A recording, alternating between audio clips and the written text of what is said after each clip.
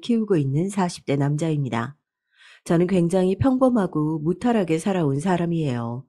어려서부터 지금까지 부모님 말씀이라면 어떤 것도 거역하지 않고 그 말이 옳다고 생각하며 잘 따라왔습니다. 그만큼 부모님을 존경하고 믿었으니까요. 그런데 살다 보니 제 생각이 틀렸다는 걸 아주 뼈저리게 느끼는 사건이 있었습니다. 그 사건 때문에 사연까지 보내게 됐어요. 이 사연을 듣고 제발 저와 같은 실수를 하는 분이 없었으면 합니다. 저는 중고등학교 때 전교 1, 2등을 놓친 적이 없는 모범생이었습니다. 이런 소리라면 다들 재수없다고 하지만 학교 선생님이셨던 부모님의 말씀대로만 따르면서 자라다 보니 어느새 저절로 모범생이 되어 있었습니다. 저는 부모님이 하라면 하고 하지 말라면 하지 않았어요. 그러다 보니 학교에서도 군대에서도 직장에서도 아무런 문제 없이 무난하게 살아왔습니다. 언제나 부모님의 자랑거리였던 저는 지금처럼만 하면 제 인생은 평생 탄탄대로라고 생각했어요.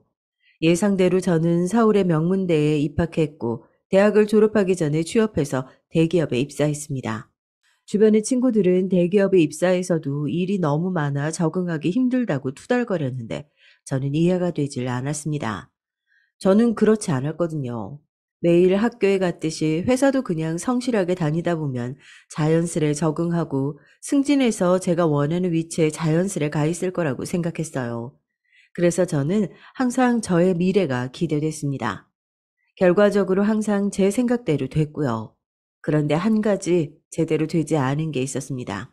바로 연애와 결혼이었어요.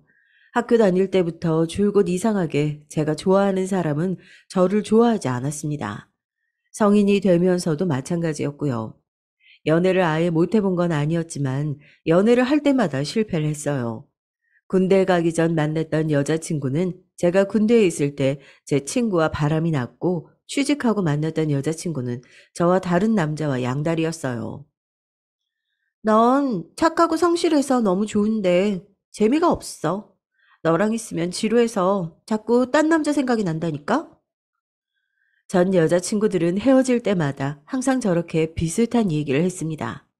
제가 착하고 능력 있고 성실한 건 알겠는데 같이 있으면 지루하고 재미가 없다고요. 꼭 선생님이랑 있는 것 같다나요?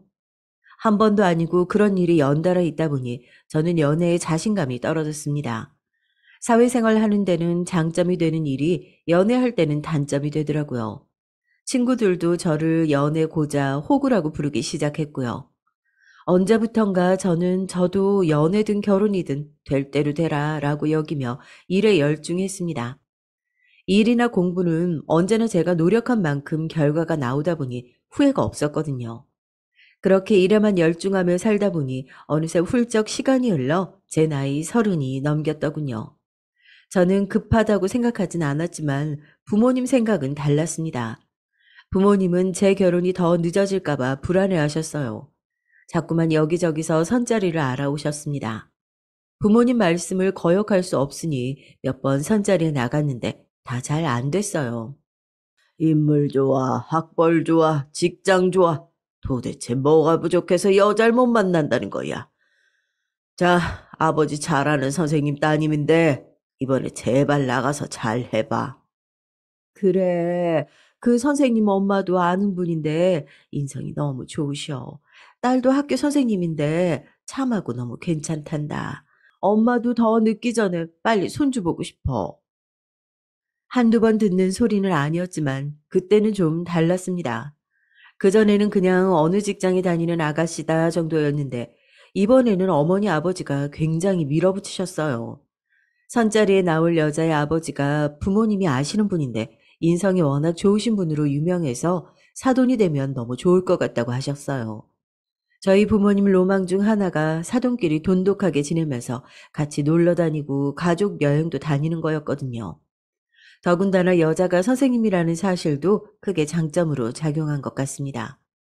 저희 부모님 두 분 모두 선생님이라는 직업에 굉장히 자부심이 높으시거든요. 결혼해서 아이 키우며 살기에는 이만한 직업이 없다고 하셨어요. 부모님은 제가 그 여자와 잘 되기를 대놓고 바라셨습니다. 저는 친구들 사이에서 부모님 말씀이라면 농약도 약이라며 먹을 놈이라고 놀림받을 정도로 효자예요. 그 정도로 부모님 말씀을 잘 듣고 살았습니다. 그래서였을까요?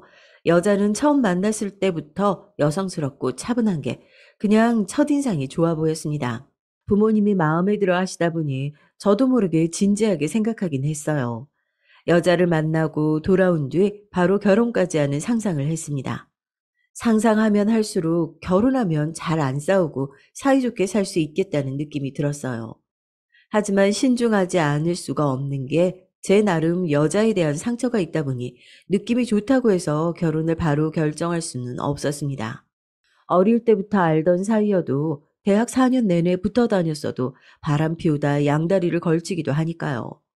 제가 여자 보는 눈이 없어서 그런 여자들만 만난 걸 수도 있지만 그렇다고 이제 막 만난 여자를 단번에 믿을 수는 없었죠. 그런데 어느새 저는 6개월 만에 식장에 들어가고 있었습니다. 선을 보고 난 이후 부모님의 어땠냐는 질문에 좋았다고 한마디 했는데 양가 부모님이 적극적으로 밀어붙이셨어요. 그 바람에 결혼 이야기가 금방 나왔습니다. 데이트한 지 3번 만에 말이죠. 저는 정말 이렇게 결혼을 하는 게 맞는 건가 매일 고민을 했는데 고민해 봐야 이미 늦어 있었습니다. 이미 결혼식 날짜도 잡았고 상견례 날짜도 잡았으니까요. 저는 이미 정해진 일 고민해 봐야 소용없다고 생각하고 겸허하게 받아들였어요. 사실 만난 지 얼마 되지 않아서 그렇지 아내가 될 여자는 참 괜찮았거든요. 나이도 저보다 4살이나 어린데 차분하고 성숙했어요. 학교 선생님이라 그런지 겉으로 풍기는 분위기가 점잖았습니다. 이런 여자라면 결혼해서도 잘 살 수 있을 것 같았어요. 무엇보다 아이를 낳아 키운다면 좋은 아내와 엄마가 되어줄 거라는 확신이 들었습니다. 딱 한 가지 걸리는 게 있었어요. 바로 종교였습니다. 상견례 자리에서 처음 알았는데 아내와 처가 식구들 모두 교회를 다닌다고 하더라고요. 제가 종교를 싫어하는 건 아니지만 나름대로 고집 있는 무교다 보니까 저에게 같이 교회에 가자고 하거나 성당에 가자고 하는 건 싫거든요. 워낙 연애 기간이 짧았으니 그런 사소한 이야기도 나누지 않은 채 상견례를 하게 됐어요. 미리 알았다면 제가 당연히 아내에게 미리 이야기를 했을 텐데 서로 몰랐던 부분이니 어른들께서는 자연스레 종교 이야기를 하신 거죠. 아내는 종교가 있어도 제가 따라와 주길 바라는 것 같진 않았지만 장모님께서는 은근히 바라시는 것 같았어요. 우리 집은 모두 다 모태신앙이라 일요일 하루 종일 교회에 있어. 각자 교회에서 맡은 일이 있거든. 이서방 자네에게도 강요하는 건 아니지만 같이 다니다 보면 분명 좋아하게 될 거야. 아이고 여보, 그런 게 은근히 강요하는 거지. 이서방, 우리 식구가 믿음이 강하다 보니까 자연스럽게 하는 소리니 절대 부담 갖지 말게나. 저는 그 자리에서는 알겠다고 애써 웃어 넘겼지만 집에 돌아와서는 한참을 고민했어요. 일요일마다 아침에만 교회 가는 것도 이해하기 힘든데 하루 종일 교회에 있다니요. 그것도 각자 맡은 일을 하면서요. 저는 생각보다 종교에 대한 생각이 깊게 들어서 결혼까지 고민이 될 지경이었습니다. 말로는 장인 장모님께서 강요하지 않는다고 하셨지만 온 식구가 일요일이면 아침에 만나 교회에 가는데 저만 늦게까지 자고 친구들을 만나러 다니며 놀 수는 없잖아요. 그 일로 고민하다가 아내를 만났을 때 제 생각을 이야기했습니다. 제가 다른 건 몰라도 종교에 대해서는 긍정적이지가 않다고요. 그런 제 말에 아내의 말이 굉장히 의외였어요. 나도 상견례 때는 부모님이 계셔서 말 못했는데 사실 나도 교회 다니는 거 힘들어. 그래서 결혼하면 집이 멀다는 핑계로 슬슬 안 갈 거니까 너무 걱정하지 마. 사람이 참 이렇게 간사합니다. 바로 조금 전까지 종교 문제로 결혼까지 고민해 놓고 아내가 교회를 안 가도 된다고 하니까 표정이 숨겨지질 않더군요. 좋아서요. 저는 다행이라고 생각했습니다. 아내에 대해서 새삼 깨달은 게 그래도 말이 통하는 사람이구나라는 거였어요. 사실 말이 통한다는 게 가족이든 친구든 살면서 제일 중요한 거잖아요. 문제가 생겨서 싸우게 됐을 때 서로 말이 안 통하고 상대방을 배려하지 않으면 문제가 해결되지 않으니까요. 저에게는 종교 부분이 굉장히 중요한 일이었는데 이야기가 통해서 다행이다 싶었습니다. 저는 연애를 오래 하지 않아 과연 이대로 결혼해서 잘 살 수 있을까라는 조금의 걱정이 있었어요. 그래도 제가 잘하면 문제 없을 거라고 막연하게나마 생각했습니다. 지금까지 살아온 대로 결혼 생활도 성실하게 하다 보면 문제 없을 거라고요. 그런데 제가 결혼을 너무 만만하게 봤나 봐요. 생각처럼 쉽지 않았습니다. 사람을 반년 보고 판단한다는 게 역시나 무리였을까요? 짧게 연애하고 결혼을 해서인지 아내와는 살면 살수록 매일 새로운 모습을 발견하고는 했습니다. 물론 새로워서 신선하고 좋기도 했지만 그만큼 낯설 때도 있었어요. 이 사람한테 이런 모습도 있구나 싶어서요. 가장 신기했던 건 아내는 평소에도 굉장히 말수가 적고 외출을 별로 좋아하지 않는다는 겁니다. 항상 학교, 집, 학교, 집이었어요. 일요일 교회 가던 것도 정말 결혼하자마자 가지 않았습니다. 집이 멀다는 핑계로 안 가는 것 같더라고요. 장인 장모님은 신혼집 근처에 있는 교회라도 다니고 하셨지만 아내는 전혀 알아보지 않았어요. 물론 집에만 있는 게 제일 좋고 편하죠. 저는 그게 이상하다는 게 아닙니다. 아내는 자주 만나는 친구도 거의 없고 따로 연락하는 직장 동료도 없더라고요. 하루 종일 같이 있어도 핸드폰으로 누군가와 연락 한번 하는 걸 본 적이 없어요. 핸드폰 기록엔 항상 저 아니면 장인 장모님 정도였죠. 생각해보니 연애할 때도 일주일에 한 번 쉬는 날 반나절 정도 저랑 만났던 것 같아요. 근무하는 평일엔 거의 만난 적이 없고요. 연애할 때는 집도 멀고 일도 서로 바쁘니까 그러려니 했는데 부부가 돼서 같이 살다 보니 그런 모습이 좀 당황스러울 때가 종종 있었습니다.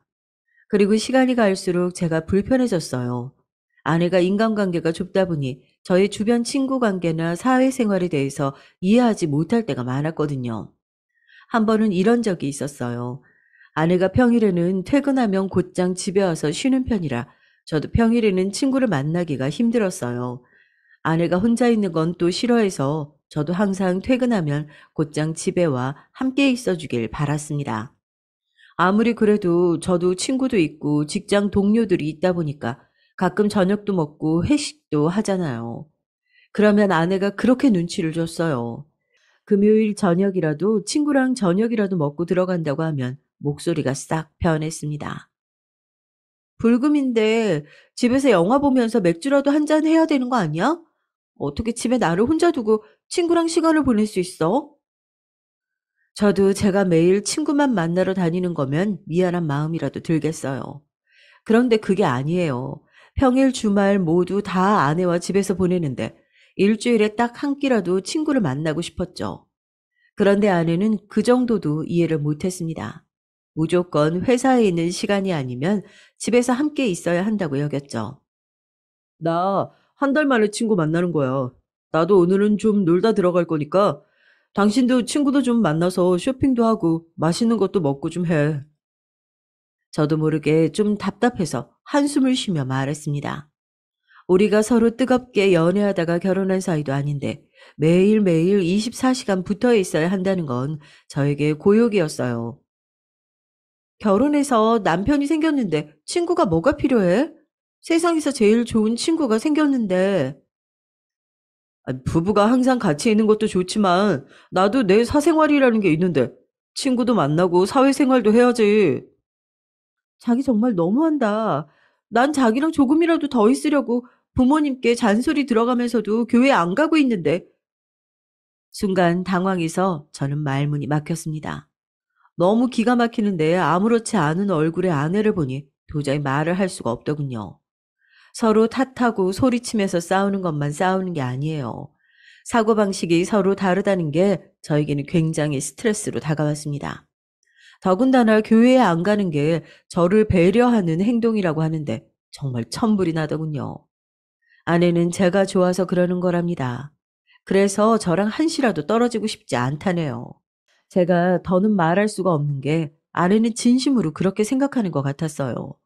아내 말이 부부는 언제나 한 몸처럼 지내야 한대요.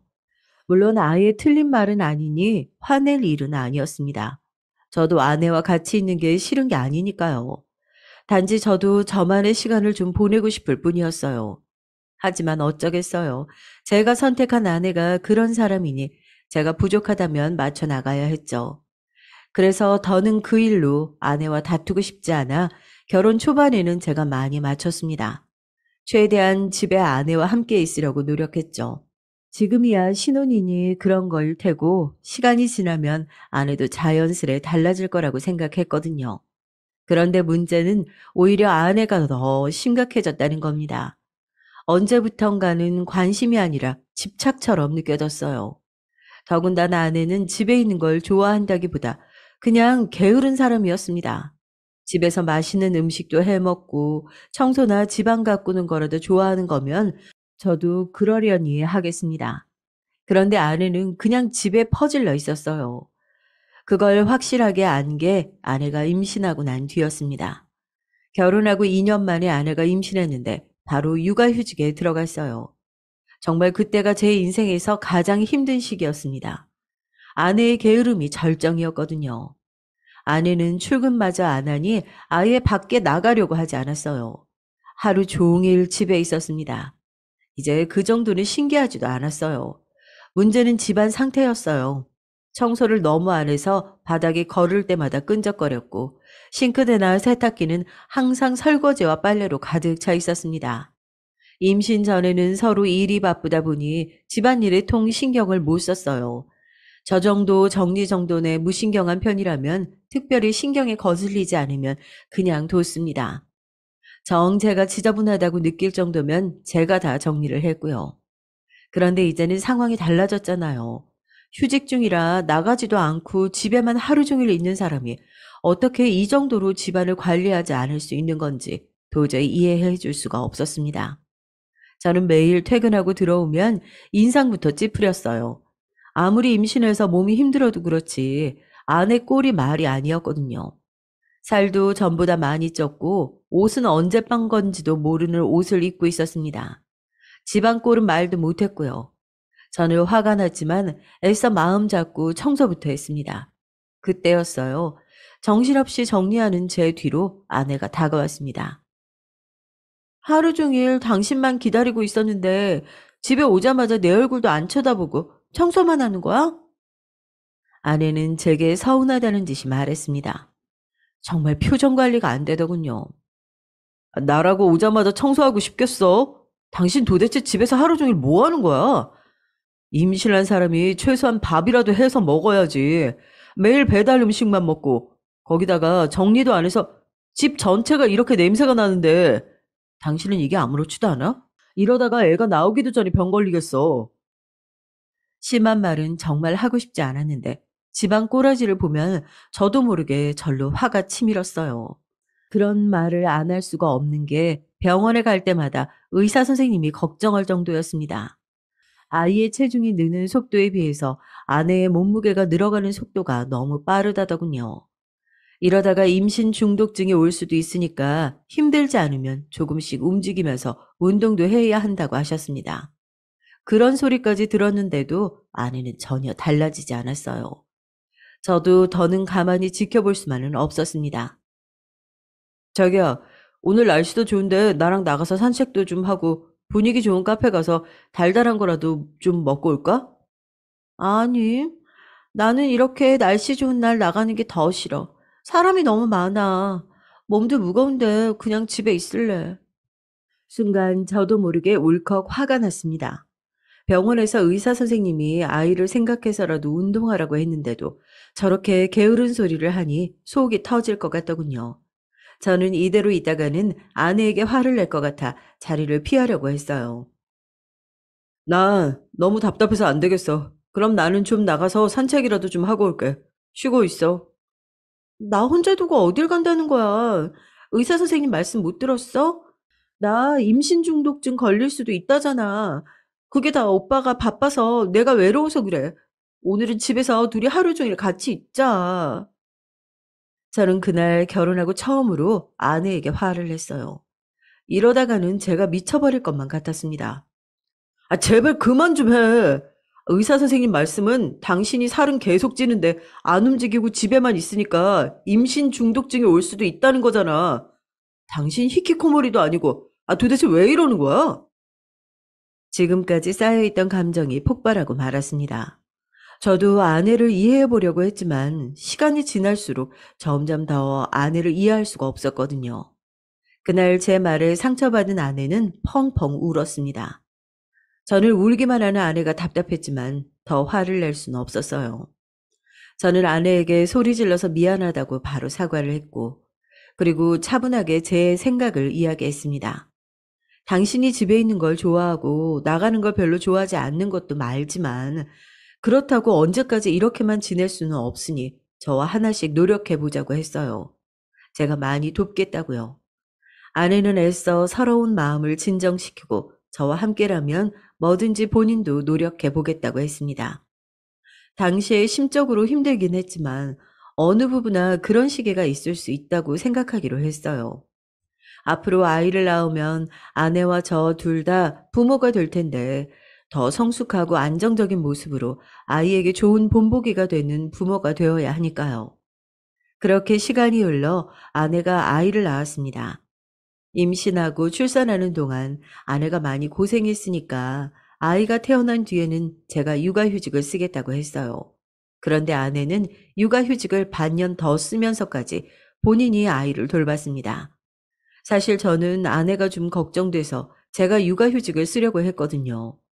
안 그래도 집 밖으로 나가지 않는 사람인데 아이를 키우다 보면 힘들어서 더 집에만 있고 아예 밖에 생활은 안 할게 될 것 같아서요.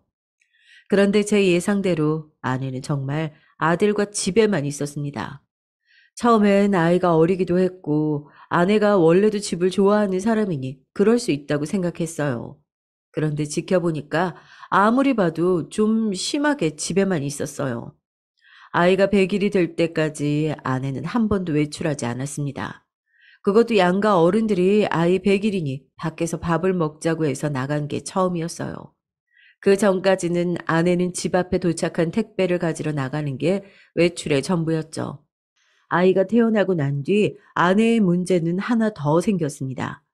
제가 회사에 출근한 순간부터 퇴근해서 집에 올 때까지 수시로 전화를 해댔어요. 아이가 울 때마다 잠들지 않을 때마다 초조해서 제게 전화를 해댔습니다. 제가 일이 바빠서 전화라도 안 받으면 문자가 50통씩 와 있었어요. 애가 잠을 안 자. 책에서 보면 다른 애들은 밤에 안 자면 낮에 분유 먹고라도 2시간은 잔다는데 우리 진영이 어디 문제 있는 거 아닐까? 아무래도 병원에 가보는 게 좋겠지. 만약에 무슨 문제 있는 거면 어떡해? 나 무서워 자기야. 집에 좀 와주면 안 돼? 잠깐 사이에 저런 문자가 수십 통씩 와 있으면 정말 저까지 불안했습니다. 일에 집중할 수가 없었어요. 아무리 생각해도 육아 우울증인 것 같아 전 아내에게 조심스레 병원에 가보자고 했어요. 도저히 옆에 있는 내가 힘들어서 안 되겠다고요. 그런데 아내는 제 말에 버럭 화를 냈습니다. 내가 애 키우느라 힘들어서 좀 도와달라는 건데 그게 이해가 안 되고 힘들다고? 당신이 그러고도 우리 진영이 아빠야? 나도 우리 진영이 잘 키우려고 이러는 건데 나더러 정신병이라니? 정신병이라고 부정적으로 볼 게 아니라 자기 상태가 불안하게 보이니까 검사를 좀 해보자는 거야. 나랑 같이 가보자. 저는 애써 아내를 진정시켰지만 아내는 자신이 별거 아닌 일에 불안해하고 이상하게 행동한다는 거에 대해 전혀 인정하지 않았어요. 병원은 죽어도 안 가겠다고 했습니다. 아내는 그날 이후 더 이상해졌어요. 제가 또 병원에 가자고 할까봐 걱정되는지 더는 전화나 문자는 보내지 않았지만 혼자 책이나 인터넷에 나오는 내용에 집착하고 있었습니다. 아이가 먹는 거, 자는 거, 노는 거 등등 모두 다 책이나 맘카페에서 본 대로 그대로 해야 직성이 풀렸죠. 저도 처음엔 좀 지켜보자 싶었습니다. 아내도 아이를 위해서 그러는 거니까요. 그러던 어느 날이었습니다. 일이 너무 많아 야근까지 하고 와서 손 하나 까딱할 수가 없었어요. 그런데 집에 들어갔더니 아들과 아내가 안 자고 깨어 있더라고요. 이미 잘 시간이 넘었는데도요. 저는 왜 아직 안 자냐고 물었습니다. 그러자 아내 말이 저를 기다렸다네요.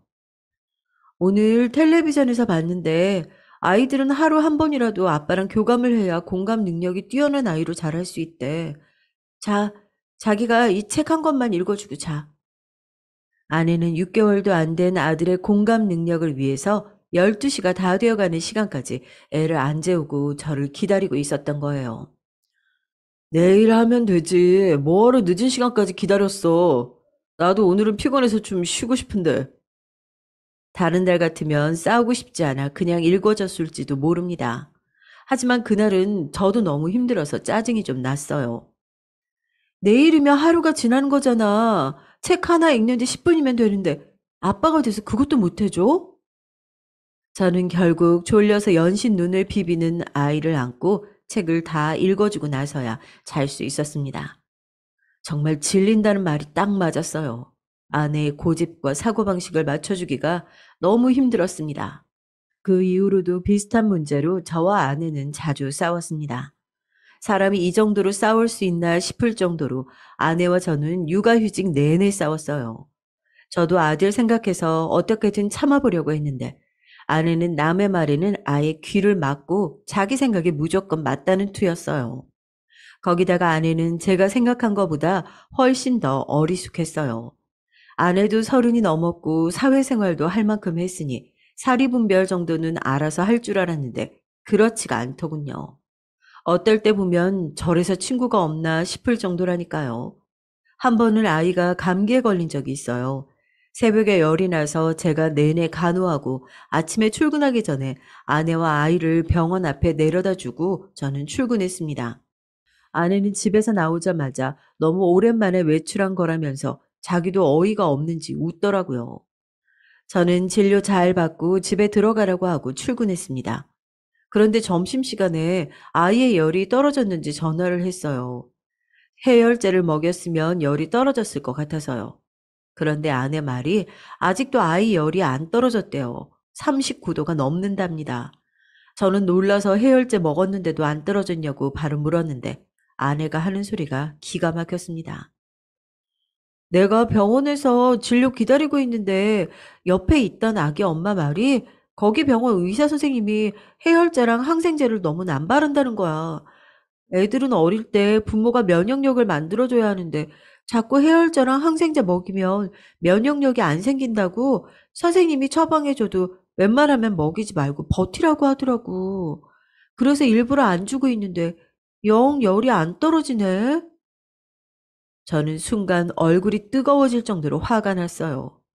이 정도가 되니 제가 이상한 건가 싶더군요.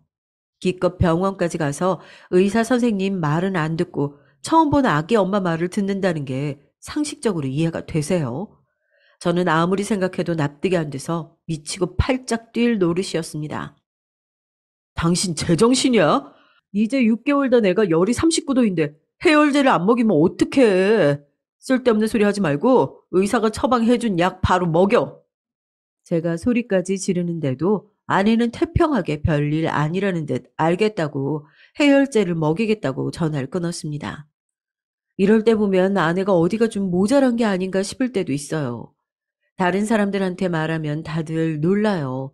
학교 선생님이라는 분이 어쩜 그렇게 순진하냐고요. 말이 좋아 순진한 거지 제가 보기엔 분명 모자란 게 확실합니다. 그로부터 얼마 뒤 얌전히 집에만 있는 줄 알았던 아내가 사고를 쳤어요. 제가 중간에 알게 돼서 빠르게 수습하긴 했지만 안 그랬으면 대형 사고가 날 뻔했습니다. 아내가 다단계에 빠질 뻔했어요. 하루 종일 그놈의 맘카페니 뭐니만 보고 있더니만 일을 쳤습니다. 아내가 맘카페에서 우연히 알게 돼서 연락을 주고받던 아줌마가 있었나 봐요. 그 아줌마가 핸드폰으로 돈을 벌 수 있는 방법이 있다고 아내에게 이야기를 한 거죠. 간단하게 제품 몇 개만 사서 후기 쓰고 다른 사람에게 소개해서 파는 일이었는데 모든 과정이 집에서 핸드폰 하나로 할 수 있는 일이다 보니 아내가 솔깃했던 거죠. 애 잘 때 옆에서 잠이나 자고 밀린 집안일이나 하면 뭐해.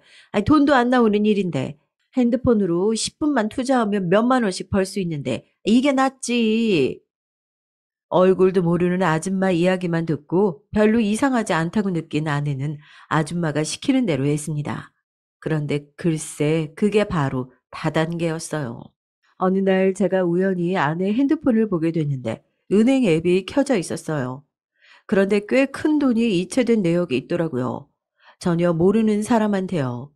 저는 곧바로 아내에게 이 사람이 누구냐고 물었는데 아내는 말을 안 했습니다. 저는 아무래도 이상해서 아내 핸드폰을 뺏어서 이것저것 확인했어요. 그 아줌마가 소개했다는 사이트와 주고받은 메시지 내용까지 몽땅 다 확인했습니다. 그런데 제가 보기엔 딱 봐도 사기더라고요. 당신 정말 애들 가르치는 학교 선생님 맞아? 아, 어떻게 이런 말도 안 되는 거에 속아? 여보, 그 언니 이상한 사람 아니야. 자기는 잘 알지도 못하면서 함부로 말하지 마. 나한테 매일 힘들지 않냐고 위로해주고 커피 쿠폰 같은 것도 보내준 좋은 언니야. 아내는 순진하다는 말로는 표현이 안 될 정도로 멍청했습니다. 워낙 세상 물정 몰라서 그런 건지 좀만 잘해주는 사람이 있으면 쉽게 홀라당 넘어갔어요. 저는 곧바로 경찰에 신고했습니다. 그 아줌마가 말한 사이트에서 팔던 물건들은 다 제대로 허가받지 않은 불법 상품들이었어요.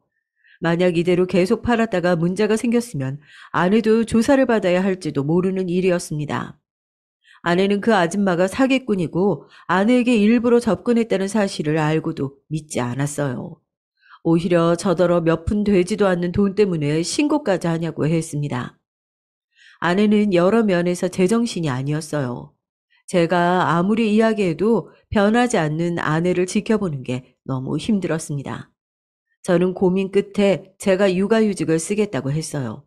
사실 누가 보면 제가 육아휴직을 쓰고 싶어서 안 달랐는지 알겠지만 아니에요. 저도 당시에 승진 시험을 앞두고 있었기에 직장에서도 중요한 시기였습니다. 하지만 아내를 이대로 뒀다가는 다시 학교로 돌아가지 못할 것 같아서 제가 휴직을 하기로 했어요. 아내에게 말하지 않았지만 아내 때문에 제가 너무 힘들어서 장인 장모님께도 말씀드렸습니다. 아무래도 아내가 치료가 필요한 것 같은데 아내가 자신의 상태에 대해 인정을 안 하니까 좀 도와달라고요. 장인 장모님께서도 걱정이 많으셨어요. 하지만 제 생각처럼 무조건 병원에 데리고 가는 게 답은 아니라고 하셨습니다. 지금까지 크면서 한 번을 속 썩인 적 없는 애야. 잠시 애 낳고 키우느라 힘들어 그러는 거니까 자네가 좀 이해해줘. 그 레이서방 내가 자주 와서 애도 봐주고 집안일도 도와줄 테니까 너무 걱정하지 말고 우리가 주일마다 가서 기도할게. 장인 장모님은 딸과 저를 걱정하신다면서도 심각하게 받아들이진 않으셨어요. 저는 아들을 생각해서라도 아내가 조금만 노력해 주길 바랐습니다. 그래서 저도 육아휴직까지 한 거예요. 아내가 너무 집에만 있다 보니 점점 더 이상해지는 것 같아서 예전처럼 학교에 나가 일하다 보면 좀 나아지겠지 기대했습니다. 아내는 복직하는 거에 대해서 끝까지 고민했지만 제가 애써 설득했어요. 그리고 일하는 게 너무 힘들면 그만둬도 되니 아내가 좋아하는 일을 같이 찾아보자고까지 했어요. 아내는 못 이기는 척 복직을 했습니다. 아내가 복직한 이후 그래도 많이 나아지는 것 같았어요. 저도 아내가 나가서 일하는 동안 부단히 노력했습니다. 아들을 돌보면서도 아내를 위해 요리하고 청소를 했어요. 웬만하면 외출하지 않고 아내가 전부 다 안정감을 느낄 수 있도록 자상하게 대하려고 노력했죠. 그런데 제 계획이 통했는지 몇 개월 만에 아내가 변했습니다. 퇴근하고 직장 동료들이랑 밥을 먹기로 했다면서 늦게 들어오기도 하고 주말이면 약속이 있다면서 나가기도 했어요. 저는 아이를 보느라 좀 힘들어도 아내가 외출을 한다는 사실이 너무 좋았습니다.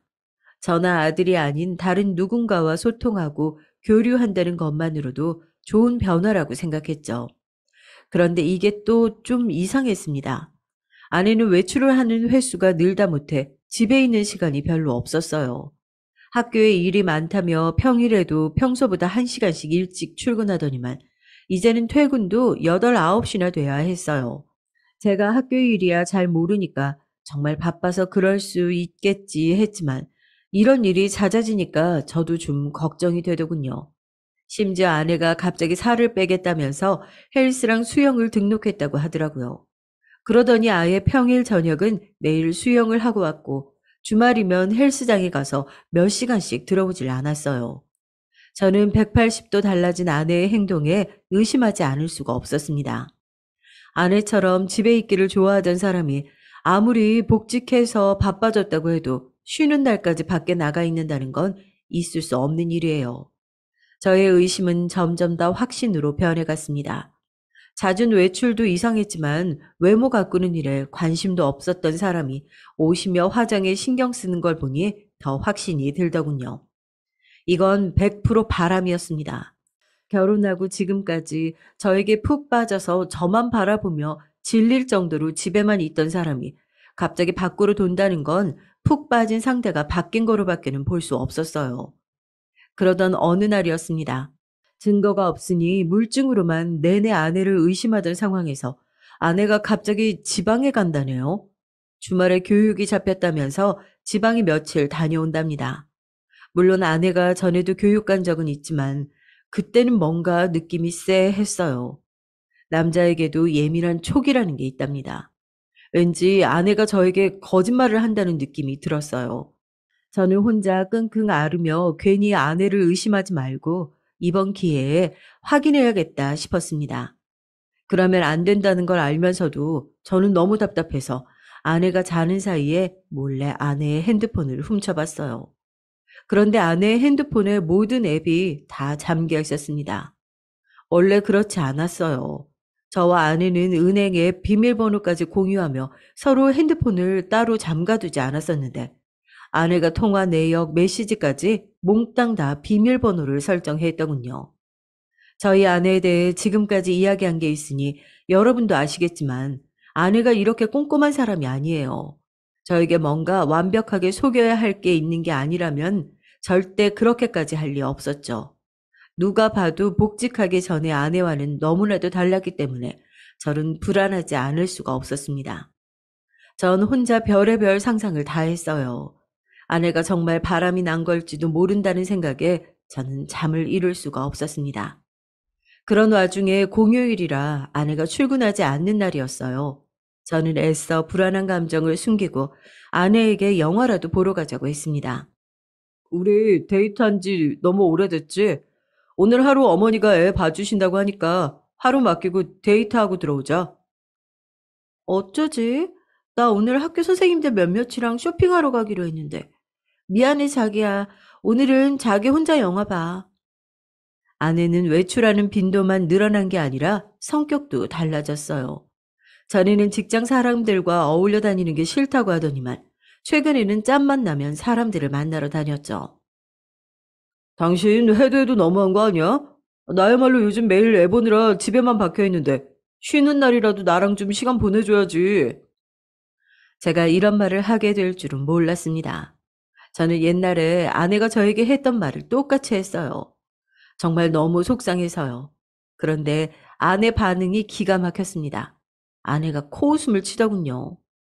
자기야말로 옛날에 나한테 했던 말 잊었어? 쉬는 날 자기 좀 놔두고 나가서 친구들이랑 쇼핑도 하고 놀다 오라며. 이자라도 그렇게 하겠다는데 왜 투덜거려?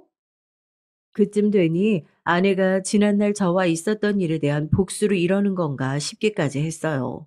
하지만 그러기에 아내는 외출에 진심이었습니다. 한 번 나가면 정말 들어올 생각을 안 했어요. 그리고 집에 들어올 때 보면 항상 어디서 달리기라도 하고 온 사람처럼 머리에 땀도 젖어 있고 몸에서 땀 냄새도 났고요. 저는 이 여자가 도대체 나가서 뭘 하고 다니는 건가 싶었죠. 거기다가 그렇게 애지중지하던 아들한테도 전만큼 관심이 없었습니다. 아들이 10개월이 넘자마자 자리에서 벌떡 일어나 한 발을 디뎠어요. 저는 너무 좋아서 곧바로 동영상을 찍어 아내에게 보냈죠. 그런데도 아내는 웃음 표시 하나 보내고 말더군요. 그뿐만이 아니에요. 아들 돌잔치 준비로 저는 이거저거 알아보느라 바빴는데 아내는 일절 신경 쓰지 않았습니다. 심지어 제가 장소며 사진이며 예약하고 있는데 거기다가 대고 저더러 유난이라고 하더군요. 요즘 누가 돌잔치 그렇게 거창하게 한다고 유난이야. 그냥 가족만 모여서 한 끼 먹는 거니까 대충 해. 저는 그 순간 딱딱한 무언가로 머리를 세게 얻어맞은 것 같았어요. 그리고 이 여자가 이제 더는 나나 아들이 아닌 다른 것에 정신이 팔린 게 맞다라는 생각이 들더군요. 우리한테 하나밖에 없는 아들 첫 번째 생일인데 대충 하라니. 엄마가 돼서 어떻게 그렇게 무책임하게 말해? 저는 더 화낼 힘도 없었습니다. 그리고 제가 지금까지 아내와 살면서 행복했던 적이 있기는 했나라는 생각까지 들었어요. 저는 우리 가족 셋이 조금씩이라도 성장해 나가며 안정적인 가정을 꾸릴 날만 생각하고 있었는데 다 저 혼자만의 착각이더군요. 저는 아내와 살면 살수록 이 여자가 도대체 어떤 여자인지를 모르겠더라고요. 이쯤 되니 제 인생이 통째로 아내에게 이용당했다는 느낌마저 들었습니다. 저는 아내에 대해 어떤 기대도 하지 않기로 했어요. 그리고 제 두 눈으로 아내가 어떤 여자인지 확인하기로 했죠. 저는 아내 몰래 아내의 핸드폰에 위치 추적 앱을 깔았어요. 아내가 어디서 뭘 하고 다니는 건지 알기 위해서요. 그런데 충격적인 일이 일어났습니다. 다음 날 학교에 출근한다던 아내의 위치가 학교가 아니었습니다. 저는 놀라서 핸드폰을 몇 번이나 껐다 켰다 하면서 확인을 했는데 아내의 위치는 그대로였어요. 아내의 위치는 바로 저희 옆집이었습니다. 그 순간 제 머릿속에 한 가지가 떠오르는 게 있었어요. 얼마 전 제가 마트에 갔다가 아들을 아기띠에 메고 엘리베이터를 타고 올라가는데 옆집 사람을 만난 적이 있었어요. 사실 저는 아예 처음 보는 사람이라 옆집 사람인 줄도 몰랐는데 그 남자는 저를 바로 알아보더라고요. 거기다가 더 어이없는 건 제 아들 이름까지 알고 있었습니다. 안녕하세요. 902호 사시죠? 저 901호 살아요. 사모님께 이야기 많이 들었습니다.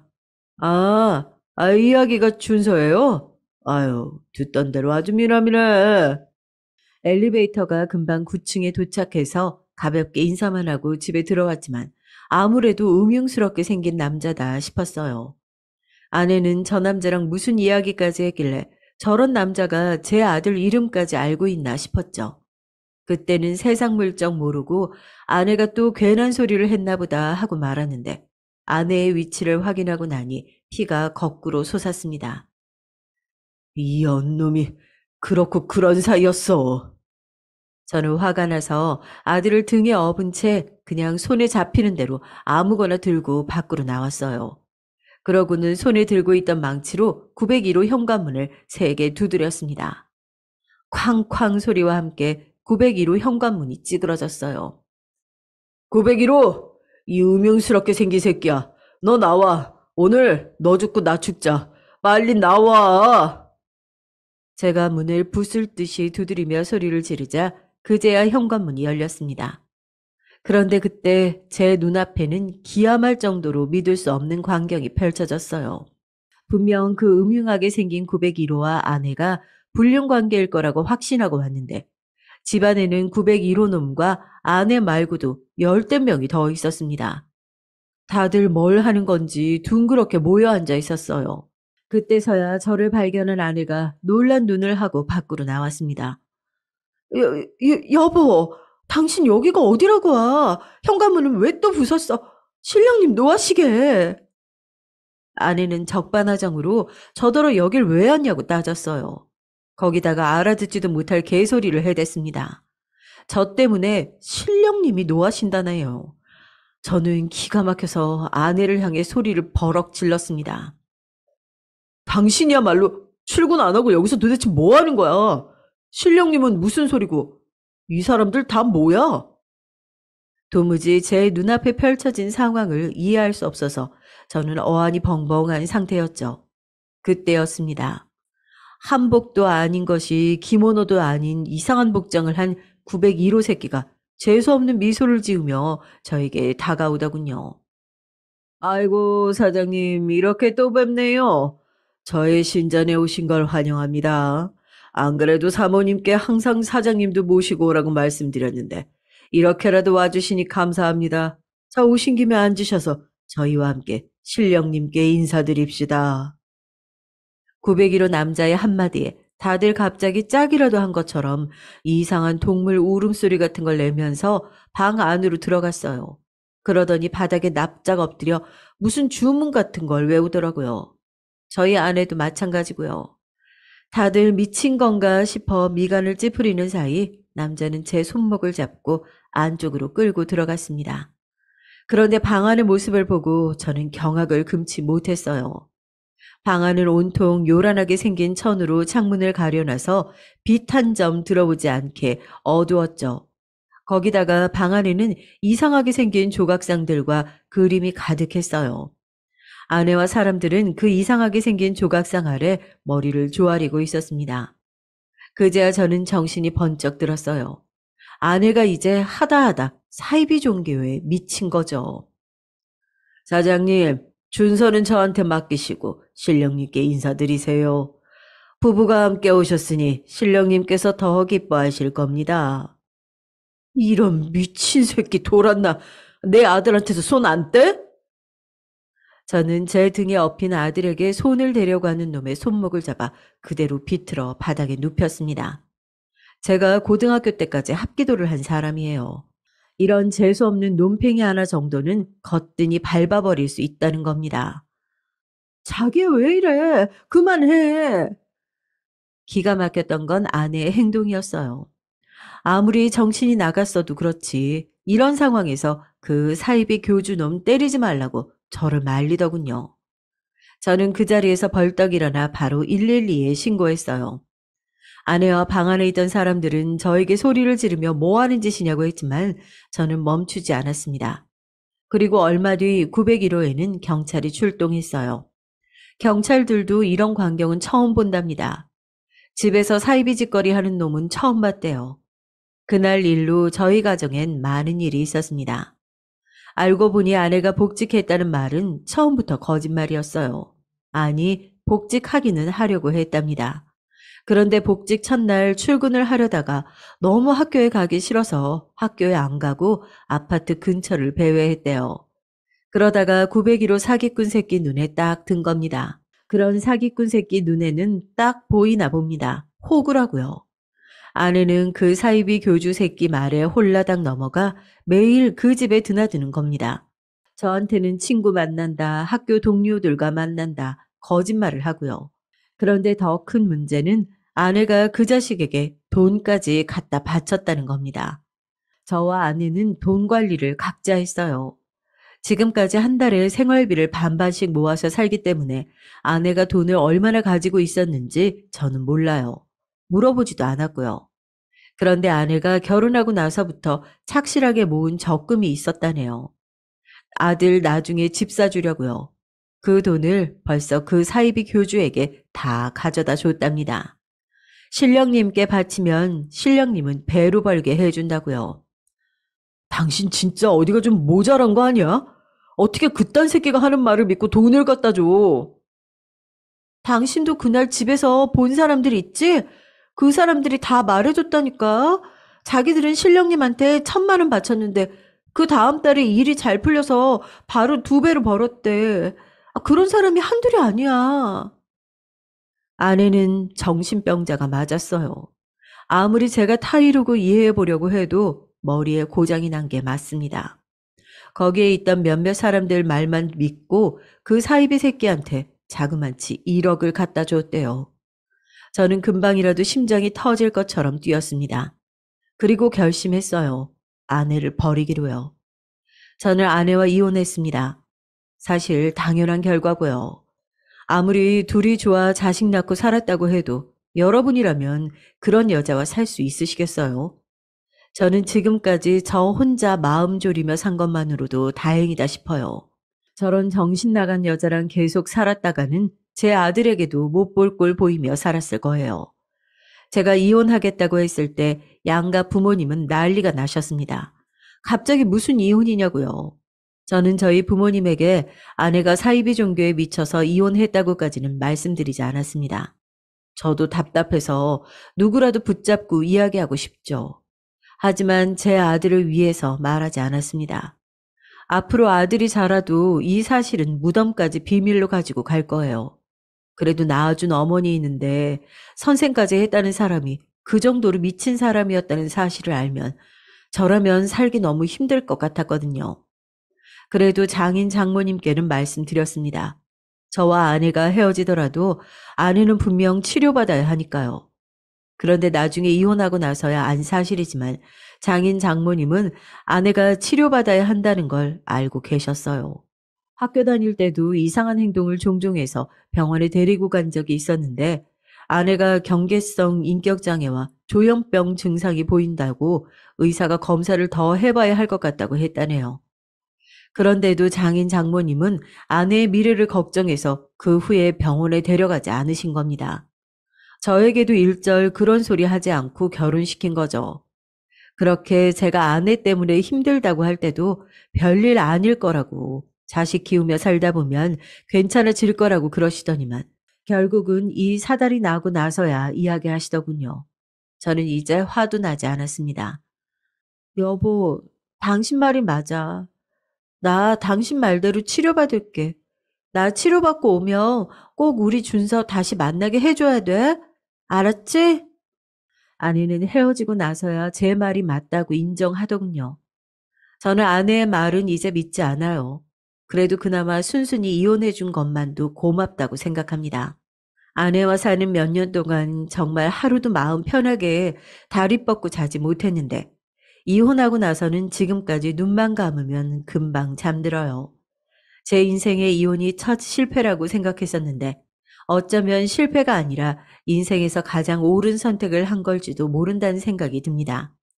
가끔 제가 혼자 아들을 잘 키우며 살 수 있을지 걱정이 되긴 하지만 그래도 정신 나간 여자하고도 버티며 살았는데 사랑하는 아들 하나 키우며 못 살까 하는 심정으로 살아보려고 합니다. 여러분이 저의 앞날을 응원해 주세요. 많은 응원 댓글 환영합니다. 지금까지 저의 긴긴 이야기 들어주셔서 감사해요. 여러분은 사랑하는 가족들과 언제나 행복한 일만 가득하시길 바라겠습니다. 안녕하세요. 저는 올해 60대 중반에 접어든 여자입니다.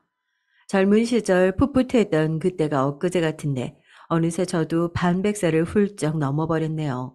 어릴 때는 참 하고 싶은 것도 많고 꿈도 많았었는데 이 나이 먹고 몸이 안 따라주니까 그냥 집에서 편하게 소파에 앉아 드라마를 보는 게 최고로 좋은 것 같아요.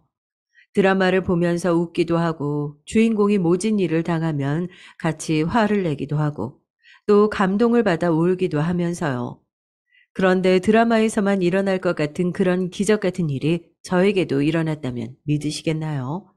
힘들게 살던 저의 삶을 구원해준 기적 같은 이야기. 여러분들에게 자랑 한번 해보고자 합니다.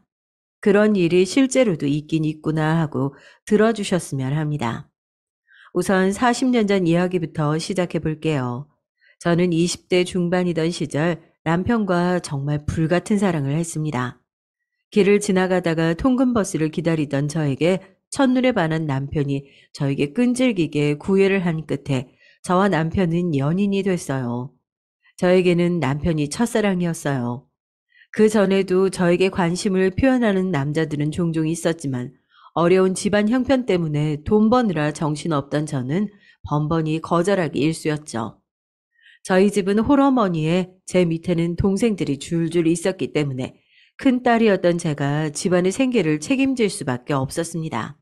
학교도 제대로 다니지 못하고 어머니를 도와 동생들을 돌보고 일을 하느라고 여유 시간도 가질 수가 없었어요. 그런데 남편을 만난 이후 저는 그런 저의 현실을 다 잊을 만큼 남편에게 푹 빠지고 말았습니다. 그런데 사랑이 너무 컸던 나머지 결혼도 하지 않은 제가 그만 덜컥 임신을 하고 말았어요. 그리고 저와 뱃속의 아기의 존재를 알게 된 남편의 집은 발칵 뒤집혔습니다. 그도 그럴 것이 남편네 집안은 그 동네 사람들은 누구나 다 알만한 부잣집이었기 때문이죠. 아버님은 그 동네 지역에 유지셨고 저희 집안과는 비교할 수도 없을 정도로 많은 재산을 가지고 계셨어요. 사실 남편의 멀끔한 차림새와 왠지 모르게 느껴지는 귀티 때문에 잘 사는 집일 거라고 예상은 하고 있었지만 그 정도로 유명한 부잣집 도련님일 줄은 몰랐습니다. 심지어 귀한 외동아들이었죠. 가방끈도 짧고 가진 것도 없는 저 같은 애를 며느리로 들이기에는 성이 안 차는 게 당연했습니다. 너 지금 제정신이니? 아니, 어떻게 저런 애를 데려와. 결혼을 허락해달라는 게야. 이 천치 같은 건. 아니다. 네가 문제가 아니지. 아가씨 말 좀 해봐요. 어떻게 대책 없이 애부터 가져선, 어떻게 내 아들을 홀렸길래 일이 이 지경으로 만드는 거예요? 아니, 어떻게 꼬셨길래. 난 절대 안 된다. 절대 이 결혼 허락 못해. 어머님, 제가 잘하겠습니다. 아가씨는 입 다물어요. 아가씨 입에서 나오는 소리 단 한 글자도 듣기 싫으니까. 엄마, 제발, 한 번만요. 이 사람하고 저 꼭 결혼해야 해요. 허락 안 해주심, 우리 뱃속의 아기는 어떻게 하라는 건데요? 네? 말씀해 보세요. 시부모님은 저를 떨어뜨리려고 갖은 애를 쓰셨지만 남편의 어마어마한 고집과 이미 뱃속에 많이 커버린 아이 때문에 어쩔 수 없이 결혼을 시키게 되셨습니다. 그리고 결혼 후에는 시집살이 때문에 정말 말도 못하게 힘들었어요. 시어머니는 임신한 저를 마치 가정부 부리듯이 부려먹곤 했고, 시아버지는 사람들이 저런 별 볼 일 없는 집안의 딸 자식을 며느리로 들였다고 수군거리는 통에 나쁘끄럽다며 남편과 한동안 말도 섞지 않으셨습니다. 저는 시댁에서 매일매일 눈칫밥을 먹고 살아야만 했어요. 밥을 먹을 때에도 저는 시댁 식구들과 겸상을 할 수 없었죠. 식사 시간이 되면 저는 밥을 다 차린 후 시댁 식구들이 따뜻한 밥상에서 밥을 먹을 동안 부엌에 쪼그리고 앉아 남은 찬밥과 김치로 끼니를 겨우 때우곤 했어요. 그나마 남편이 가끔 시부모님 몰래 음식을 숨겨와 방에서 저에게 먹이곤 했지만 몰래 먹다가 들키는 날에는 시어머니 불효령에 눈물을 쏙 뺄 수밖에 없었습니다. 어디서 이 거지 같은 게 몰래 밥도둑질을 해? 너 배운 게 그렇게 없냐? 하기야, 가방끈 짧은 너를 내가 며느리로 들였으니 이 정도야 시군죽 먹기겠지. 다음엔 뭐, 내 금팔찌라도 탐낼 셈이냐? 응? 어머니, 그런 거 아니에요. 아니긴 뭐가 아니야. 다음부터 이런 도둑질 또 하기만 해봐. 눈에 띄면 가만 안 둘 줄 알아. 알겠어? 게다가 아버님은 제가 너무 마음에 안 들어서 매일 다른 집 딸 자식들과 비교하곤 했어요. 그때 당시 아버님이 저한테 자주 했던 말이 갑자기 생각이 나네요. 너만 아니었으면 내가 똑똑한 교사 며느리를 봤을 거다. 내가 우리 기석이 정사장 내 둘째 딸과 결혼시키려고 점찍어 놨건만. 어디서 이런 못 배워먹은 년이 굴러 들어와서는 어휴. 아버지 그만하세요. 왜 집사람한테 그런 험한 말씀을 하시는 거예요? 그만들 좀 이 사람 괴롭히시라고요. 저는 아버님이 저런 소리를 하실 때마다 할 말이 없어 고개만 푹 숙이곤 눈물을 흘렸죠. 남편이 저를 안 만났다면 부잣집에 똑똑한 아내를 얻어 더 잘 살 수 있었을 텐데 괜히 저 때문에 부모님과도 사이가 안 좋아진 것 같아서 매일매일 마음이 안 좋았습니다. 하지만 뱃속의 아기를 위해서라도 이 집에서 반드시 버텨내겠다고 다짐했어요. 하지만 그런 저의 다짐에도 불구하고 어머님의 구박 탓에 뱃속의 아기를 잃을 뻔한 적이 있었습니다. 어머님은 제가 만삭이 될 때까지 저에게 온갖 집안일을 시키셨는데 하루는 어머님이 계단을 좀 닦으라고 하시길래 중심 잡기도 어려운 무거운 몸으로 계단을 청소하던 도중 그만 굴러 떨어지고 말았어요. 굴러 떨어지면서 배가 눌린 탓에 고통에 괴로워하며 비명을 지르자 어머님도 무서우셨는지 병원에 데려가셨습니다. 다행히 병원에서 조치를 잘 해주신 덕분에 유산의 위기를 넘기고 아이는 살아남아 주었지만 만약 그날 어머님이 병원에 늦게 데려가셨다면 아이를 잃었을 거예요. 시간이 지나 지금 생각해보면 어머님은 제가 아이를 유산하길 바라셨던 것 같기도 해요. 항상 위험한 일만 시키셨거든요. 그런데 막상 진짜로 그렇게 될 것 같자 지레 겁을 먹고 병원에 데려가신 거죠. 그리고 그 일이 있고 몇 달 뒤 저는 떡두꺼비 같은 아들을 출산했습니다. 저는 내심 아무리 미운 며느리여도 아들 손주 안겨드리면 저를 조금이나마 받아주시지 않을까 기대했어요. 그런데 그런 일은 일어나지 않더군요. 시부모님은 손주 새끼 이뻐할 법도 한데 제가 미워서인지 아이까지 미워하셨습니다. 그렇게 저의 아이는 태어나자마자 자신을 미워하는 어른들 곁에서 자랄 수밖에 없었어요. 저는 할아버지, 할머니의 사랑도 못 받는 아이가 너무 안쓰러워서 더욱더 이 아이에게 사랑을 주려고 노력했습니다. 남편은 바빠서 잘 때 빼고는 잘 볼 수도 없었지만 늦은 밤 아이를 재우고 남편과 둘이서 도란도란 이야기를 할 때면 하루 동안 힘들고 서러웠던 게 싹 날아가는 느낌이었어요. 어느 날은 남편이 저에게 묻더군요. 여보, 당신은 소원이 뭐야? 저는 한참을 곰곰이 생각하다가 말했습니다. 음, 나는 나중에 우리도 나이 먹고 우리 상준이도 장가 가고 나면 시골에 전원주택 지어서 개 키우면서 사는 게 소원이에요. 그럼 당신은 소원이 뭐예요? 남편은 제 머리를 쓰다듬으면서 대답했습니다. 난 당신이 누구보다도 행복해지는 게 소원이지. 저는 남편의 대답에 부끄러워서 이불 속에 숨고 말았답니다. 결혼을 해서도 이렇게 닭살 돋는 말을 잘 하는 남편이었죠. 그렇게 저는 남편 덕에 고된 시집살이를 하루하루 버티며 살아갔습니다. 시부모님은 날이 갈수록 저를 미워하다 못해 증오하다시피 하셨지만 남편과 아들을 위해 참고 또 참았어요. 그런데 아이가 중학교 갈 무렵 도저히 참을 수 없는 지경에 이르고 말았습니다. 엄마, 나 여기서 살기 싫어. 나갈래. 뭐? 나 가출할 거라고. 여기 못 살겠어. 아니, 안 살아. 여기 엄마나 나 천대하고 하대하는 사람들 뿐이잖아. 할아버지 할머니도 어른이 아니야. 어른이 애한테 어떻게 그래? 맨날 나한테 엄마 욕하고 엄마 닮아서 머리 안 좋다고 잔소리하고 다 듣기 싫어. 다 듣기 싫다고.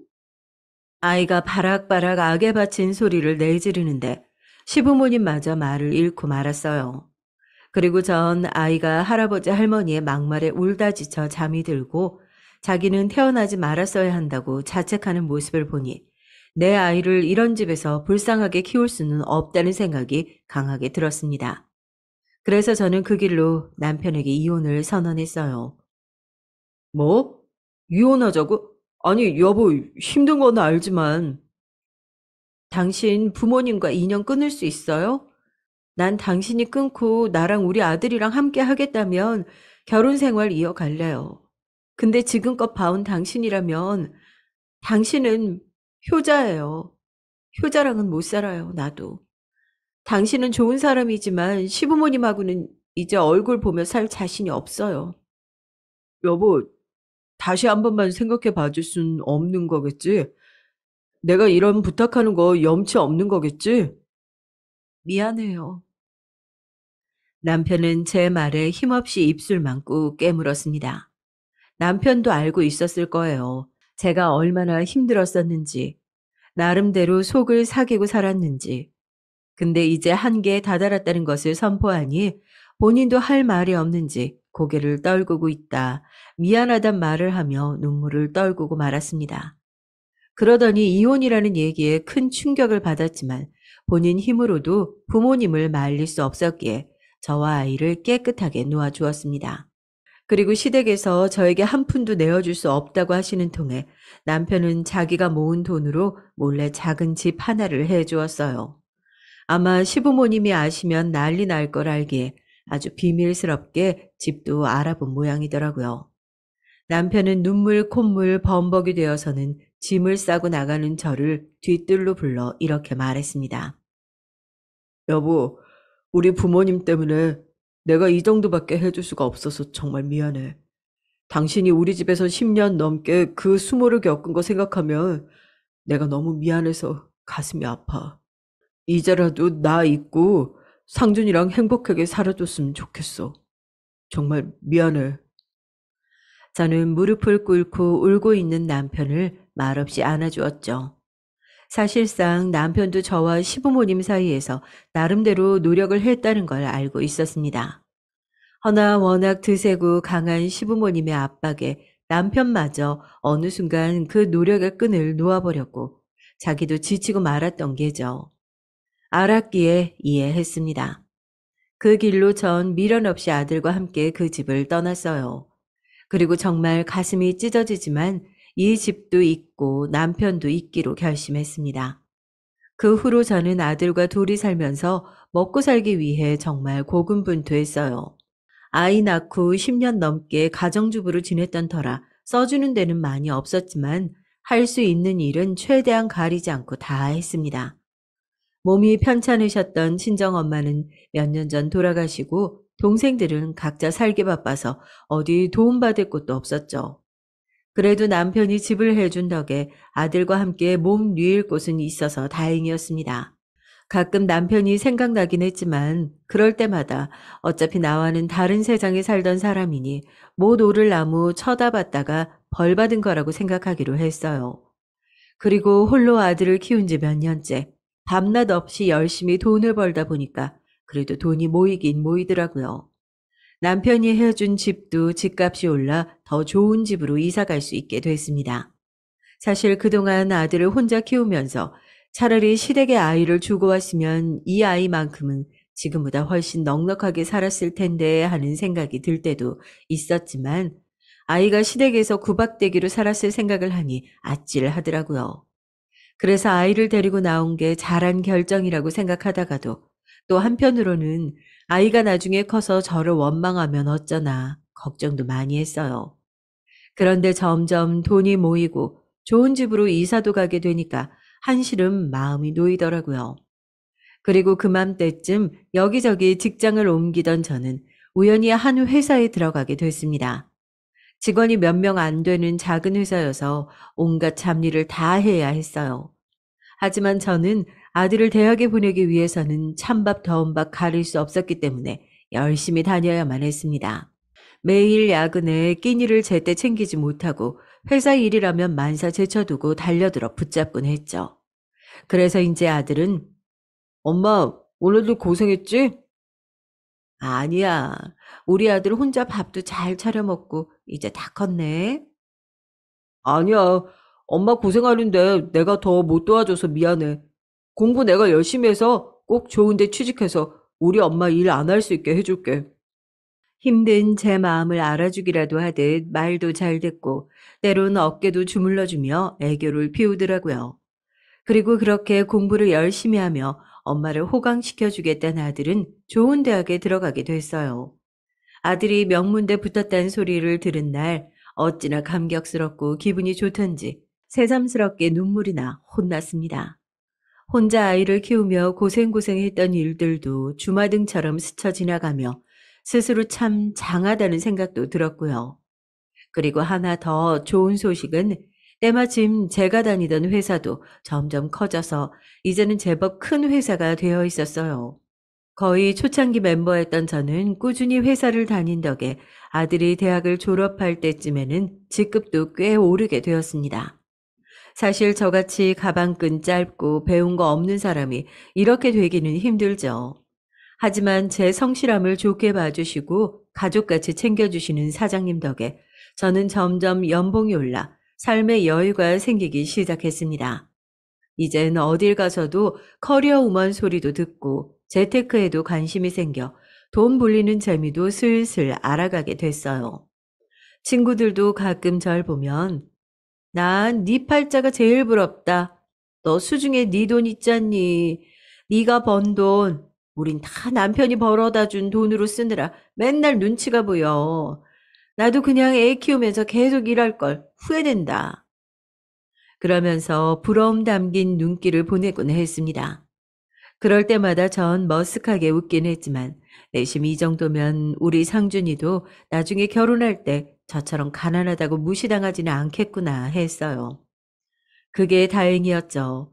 부자까진 아니지만 그래도 아들 신혼집 해줄 정도는 되었으니까요. 그런데 호랑이도 제 말하면 온다고 몇 년 뒤 아들은 참하고 이쁜 아가씨를 만나고 있다며 고백을 해오더라고요. 순간 제 얼굴에 화색이 돌았나 봅니다. 그래? 아휴, 그럼 얼른 얼굴 좀 보게 데려와라. 응? 엄마도 참, 뭐 그렇게 성격이 급하세요. 그렇게 궁금하세요? 아, 그럼 당연하지. 우리 아들이 만나는 여잔데. 아들이 그간 몇 번 연애를 하는 것 같긴 했지만 이렇게 저한테 말해오는 여자친구는 또 처음이었습니다. 왠지 모르게 이 아가씨와 좋은 인연이 될 것 같다는 생각이 들더라고요. 그리고 역시나 예상처럼 저희 집에 처음 온 날부터 애교 있고 싹싹한 모습을 보이는데 퍽 마음에 들었습니다. 내심 이 여자랑 몇 년 만나다가 잘 됐으면 좋겠다는 생각이 들었죠. 그런데 그로부터 한 달 정도 지났을까요? 갑자기 아들이 생각지도 못한 폭탄 선언을 해오더라고요. 준비가 안 되었던 시점이라 더욱더 놀라고 말았죠. 저기, 엄마, 나 말할 게 있는데. 어? 뭔데? 나 아이가 생겼어. 어? 저때 엄마가 봤던 여자친구 있잖아. 그 사이에서 엄마도 마음에 들어 했으니까 괜찮지? 아, 어차피 결혼하려고 하기도 했고, 그래서 서둘러 식 올리려고. 갑작스러운 소식에 당황하긴 했지만 아들이 사랑하는 여자와 결혼이라니 반대할 이유도 없었어요. 거기다 뱃속에 손주까지 품었으니 이젠 정말 내 가족으로 받아들이고 잘 해줘야겠다 마음먹게 됐습니다. 그렇게 아들은 꽃피는 봄날 결혼을 하게 됐어요. 새침하고 예쁘장하게 생긴 우리 며느리는 곱게 자랐는지 할 줄 아는 것도 없었지만 혼수로 뱃속에 손주를 데리고 오는 바람에 예뻐할 수밖에 없었죠. 어느새 제가 아들을 이렇게 키워 손주까지 보게 되다니 정말 감격스럽더라고요. 게다가 며느리가 애교가 많은 성격이라 더할 나위 없었죠. 저한테 엄마 엄마 하며 따르는 며느리가 너무 예뻐서 제가 할 수 있는 한 잘해주고 싶었습니다. 그런데 며느리가 출산일이 다가오자 저에게 부탁을 하더라고요. 엄마, 저 아이 나오면 다시 복직해야 되는데 엄마가 우리 하율이 유치원 갈 때까지만 봐주시면 안 돼요? 그게, 아니, 내 사정 알잖니. 엄마도 회사를 다니니까. 저는 봐주고 싶은 마음은 굴뚝 같았지만 저도 직장인인지라 봐줄 수 있는 형편이 되질 않았어요. 제가 거절하자 며느리는 저에게 아양을 떨며 사정을 하더라고요. 아, 엄마 아니면 우리 하율이 봐줄 사람도 없는데 어떡해요. 우리 하율이도 할머니랑 같이 지내고 싶대요. 그렇지, 하율아? 이것 봐요. 하율이가 배 통통 차네요. 우리 하율이가 그러는데 할머니가 너무 좋대요. 배를 쓰다듬으며 뱃속의 손주와 대화를 하듯 애교 부리는 며느리의 모습에 저는 그만 넘어가고 말았습니다. 그리고 저는 한 가지 큰 결심을 했죠. 손주를 보기 위해 가족처럼 생각하고 오래 다녔던 회사를 그만두게 됐어요. 사실 사장님께서는 저한테 퇴직이 아닌 휴직 처리를 할 테니 아이가 어린이집 갈 때까지만 쉬다가 다시 돌아오라고 하셨지만 며느리는 최소 5년은 키워주길 바라는 눈치였고 저도 회사에 그렇게 오랫동안 민폐를 끼칠 수는 없다고 생각해서 사직서를 내게 됐습니다. 그렇게 그동안 잘 해주셨던 사장님께 마지막 인사를 드리고 회사를 떠났어요. 그리고 며느리가 예쁜 손녀딸을 출산한 후 주 5일을 아들네 집에 출근하기 시작했습니다. 평일에 아들 내외가 출근하기 전 아침 일찍 아들네 집에 가서 하루 종일 손주를 보다가 아들 내외가 퇴근하고 오면 같이 저녁을 먹고 저녁 먹은 후 며느리가 씻고 나오면 그때 손주를 넘겨주고 집에 돌아가는 일상이었어요. 사실 이 나이 먹고 아이를 보는 게 힘에 부치긴 했지만 퇴근하고 온 아들 며느리 부실하게 밥 먹는 게 싫어서 손주가 낮잠 자는 시간에 틈틈이 찬거리도 만들곤 했죠. 그렇게 하루 종일 아들네 집에서 있다가 집에 돌아오면 이미 깜깜해진 늦은 저녁이라 씻고 TV 조금 보다가 자면 하루가 마감됐습니다. 평일에 쉬는 날도 없이 무리해서 손주를 봐주다 보니까 주말에는 거의 시체처럼 누워만 있기 일쑤였죠. 어쩌면 회사 다닐 때보다도 훨씬 힘든 일상이었던 것 같아요. 하지만 그렇게 힘든 와중에도 손주만 보면 너무 예뻐서 저절로 발걸음이 아들네 집으로 향했던 것 같습니다. 아들 내외는 제가 아이도 봐주고 살림도 간간히 도와주는 걸 대단히 고맙게 생각하더라고요. 퇴근하고 온 아들은 밥 먹은 후 제 어깨를 주물러 주기도 하고 며느리는 여전히 애교를 부려가며 저한테 고마운 마음을 표현하곤 했어요.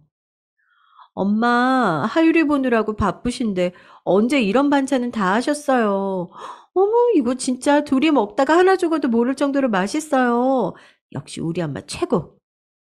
그래, 맛있니? 다행이구나. 많이들 먹어라. 며느리가 제가 만든 반찬이 너무 맛있다며 호들갑까지 떨어가며 칭찬해주니 저도 어깨가 으쓱하더라고요. 시어머니라면 질색팔색하고 싫어하는 며느리들도 많은데 우리 며느리는 그런 것도 없이 저를 너무 잘 따르고 좋아해 주니까 그렇게 예쁠 수가 없었습니다. 주변에서도 우리의 이런 관계를 신기해하더라고요. 보통 고부 갈등이 있기 마련인데 잘 지내는 관계가 참으로 보기 좋다면서요. 제 친구들도 며느리는 몇 번 본 적이 있었는데 시어머니 공경을 참 잘한다고 칭찬이 자자했습니다. 그렇게 나이가 들고 나니 어느 날 문득 홀로 아들을 키우며 힘든 때도 많았는데 이렇게 아들이 예쁜 새 식구를 둘이나 데려와 화목하게 지낼 수 있게 되니까 이제 제가 가진 모든 것을 이 아이에게 주어도 좋겠다는 생각이 들었어요.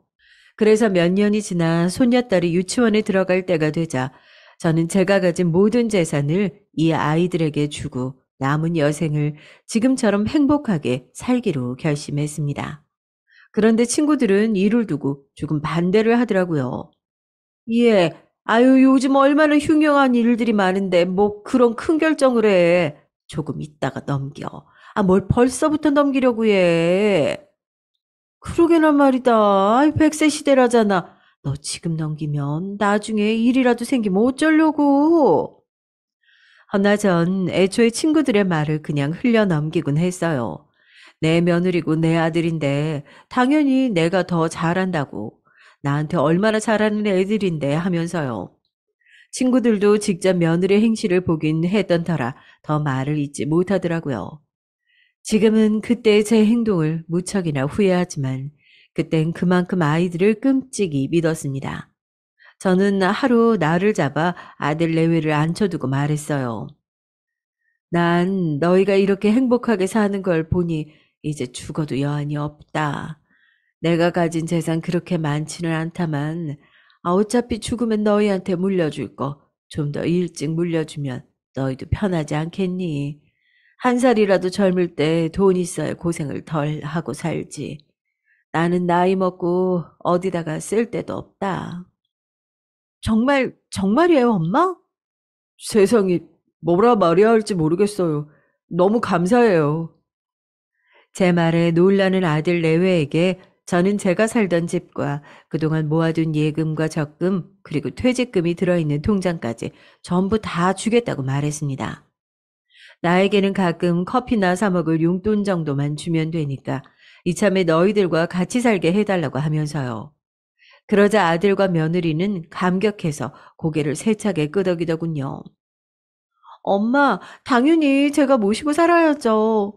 우리 하율이랑 다 같이 행복하게 살아요. 며느리가 망설이지도 않고 미소를 한가득 머금고 말하더라고요. 사실 아들네에게 말하기 전부터 혹시나 합가를 거부하면 어쩌나 하는 걱정에 가슴 언저리가 막힐 듯 갑갑했는데 며느리가 저렇게 말해주니까 속 시원하고 가슴이 뻥 뚫린 느낌이었습니다. 저는 아들보다도 며느리에게 너무 고마워서 며느리의 손을 잡고 고맙다 고맙다 하고 연신 말했어요. 그리고 그 이후 저는 아들네 집에서 생활을 하게 됐죠. 사실 그 전에도 잠만 집에 가서 잤지 평일에 5일 내내 아들네 집에서 생활했기 때문에 별반 달라질 건 없더라고요. 그래도 이제는 손녀딸이 유치원에 가니 낮에는 시간이 좀 생겨서 청소며 빨래며 집안일을 좀 더 도와줄 수 있게 됐죠. 손녀딸도 아기 때부터 제 품에서 컸다 보니까 저를 잘 따르고 좋아했습니다. 밤에 할머니랑 같이 자고 싶다고 땡깡을 부릴 때에는 그렇게 예쁠 수가 없었어요. 그렇게 저는 하루하루 아들 손주와 함께 행복한 나날을 보냈습니다. 그런데 합가한 지 1년 정도 지났을 즈음부터 며느리가 슬슬 변하기 시작했어요. 제가 낮에 몸이 안 좋아서 집안일을 해놓지 못하면 퇴근하고 온 며느리가 짜증을 내곤 했습니다. 엄마, 빨리 안 해놓으면 어떡해요? 내일 출근할 때 입고 갈 옷도 없는데. 오늘 야근하고 와서 피곤해 죽겠구만. 일하는 사람 생각도 좀 해요. 그게 내가 하려고 했는데, 오늘 하루 종일 청소하느라고 정신이 없었어. 그걸 지금 변명이라고 하는 거예요? 정말 내가 미치고 팔짝 뛰겠네. 얼른 해요. 며느리가 날선 목소리로 저에게 짜증을 낼 때면 저는 괜히 미안한 마음에 아픈 몸을 이끌고 집안일을 마저 하곤 했습니다. 저도 30년 가까이 직장 다녀봐서 알지만 퇴근하고 집에 와서 쉬고 싶은데 집안일까지 해야 되면 얼마나 그게 스트레스인가요?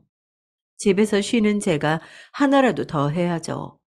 저는 그저 아들 내외 사는데 불편함이 없도록 이 한 몸 보탬이 될 수 있다면 그것만으로도 바랄 게 없었습니다. 그런데 처음에는 며느리가 짜증이 잦아지길래 요즘 회사에서 스트레스 받는 일이 많은가 보다 하고 생각했습니다. 아니면 저랑 같이 살다 보니 정말로 저를 엄마처럼 편하게 생각해서 그러는 것 같기도 했고요. 어느 쪽이든 간에 이 정도는 감당할 수 있는 수준이니 최대한 며느리의 기분을 맞춰주고자 했어요.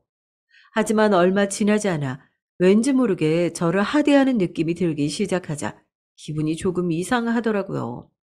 그리고 하루는 주말에 다 같이 점심을 먹을 때였어요. 제가 음식을 다 해놓고 며느리와 같이 상을 차리는데 분명히 새로 밥을 했음에도 불구하고 며느리가 제 밥만 찬밥을 떠놓는 게 아니겠어요? 물론 평소에 밥을 하면 남은 찬밥이 아까워서 제가 먹곤 했지만 대놓고 저에게만 찬밥을 주니 조금 어리둥절했습니다. 그 후 이런 상황이 몇 번 반복되자 이상한 낌새를 눈치챈 제가 손녀딸에게 말을 거는 척하면서 은근슬쩍 말을 꺼내봤어요. 아이고 하유라, 할머니는 밥이 차가워서 못 먹겠다. 그러자 며느리가 무심한 말투로 이렇게 말하더군요.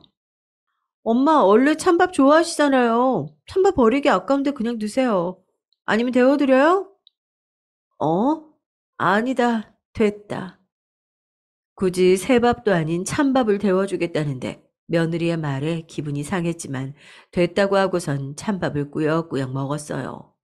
그리고 그 이후에도 며느리가 식사 때마다 저에게 찬밥을 줬지만 저는 굳이 새밥을 떠와 먹곤 했습니다. 제가 찬밥을 놔두고 새밥을 떠오면 며느리가 기분 나쁜 눈초리로 쳐다봤죠. 그리고선 쿵쿵거리며 찬밥을 싱크대에 쏟아붓고 씩씩거렸어요.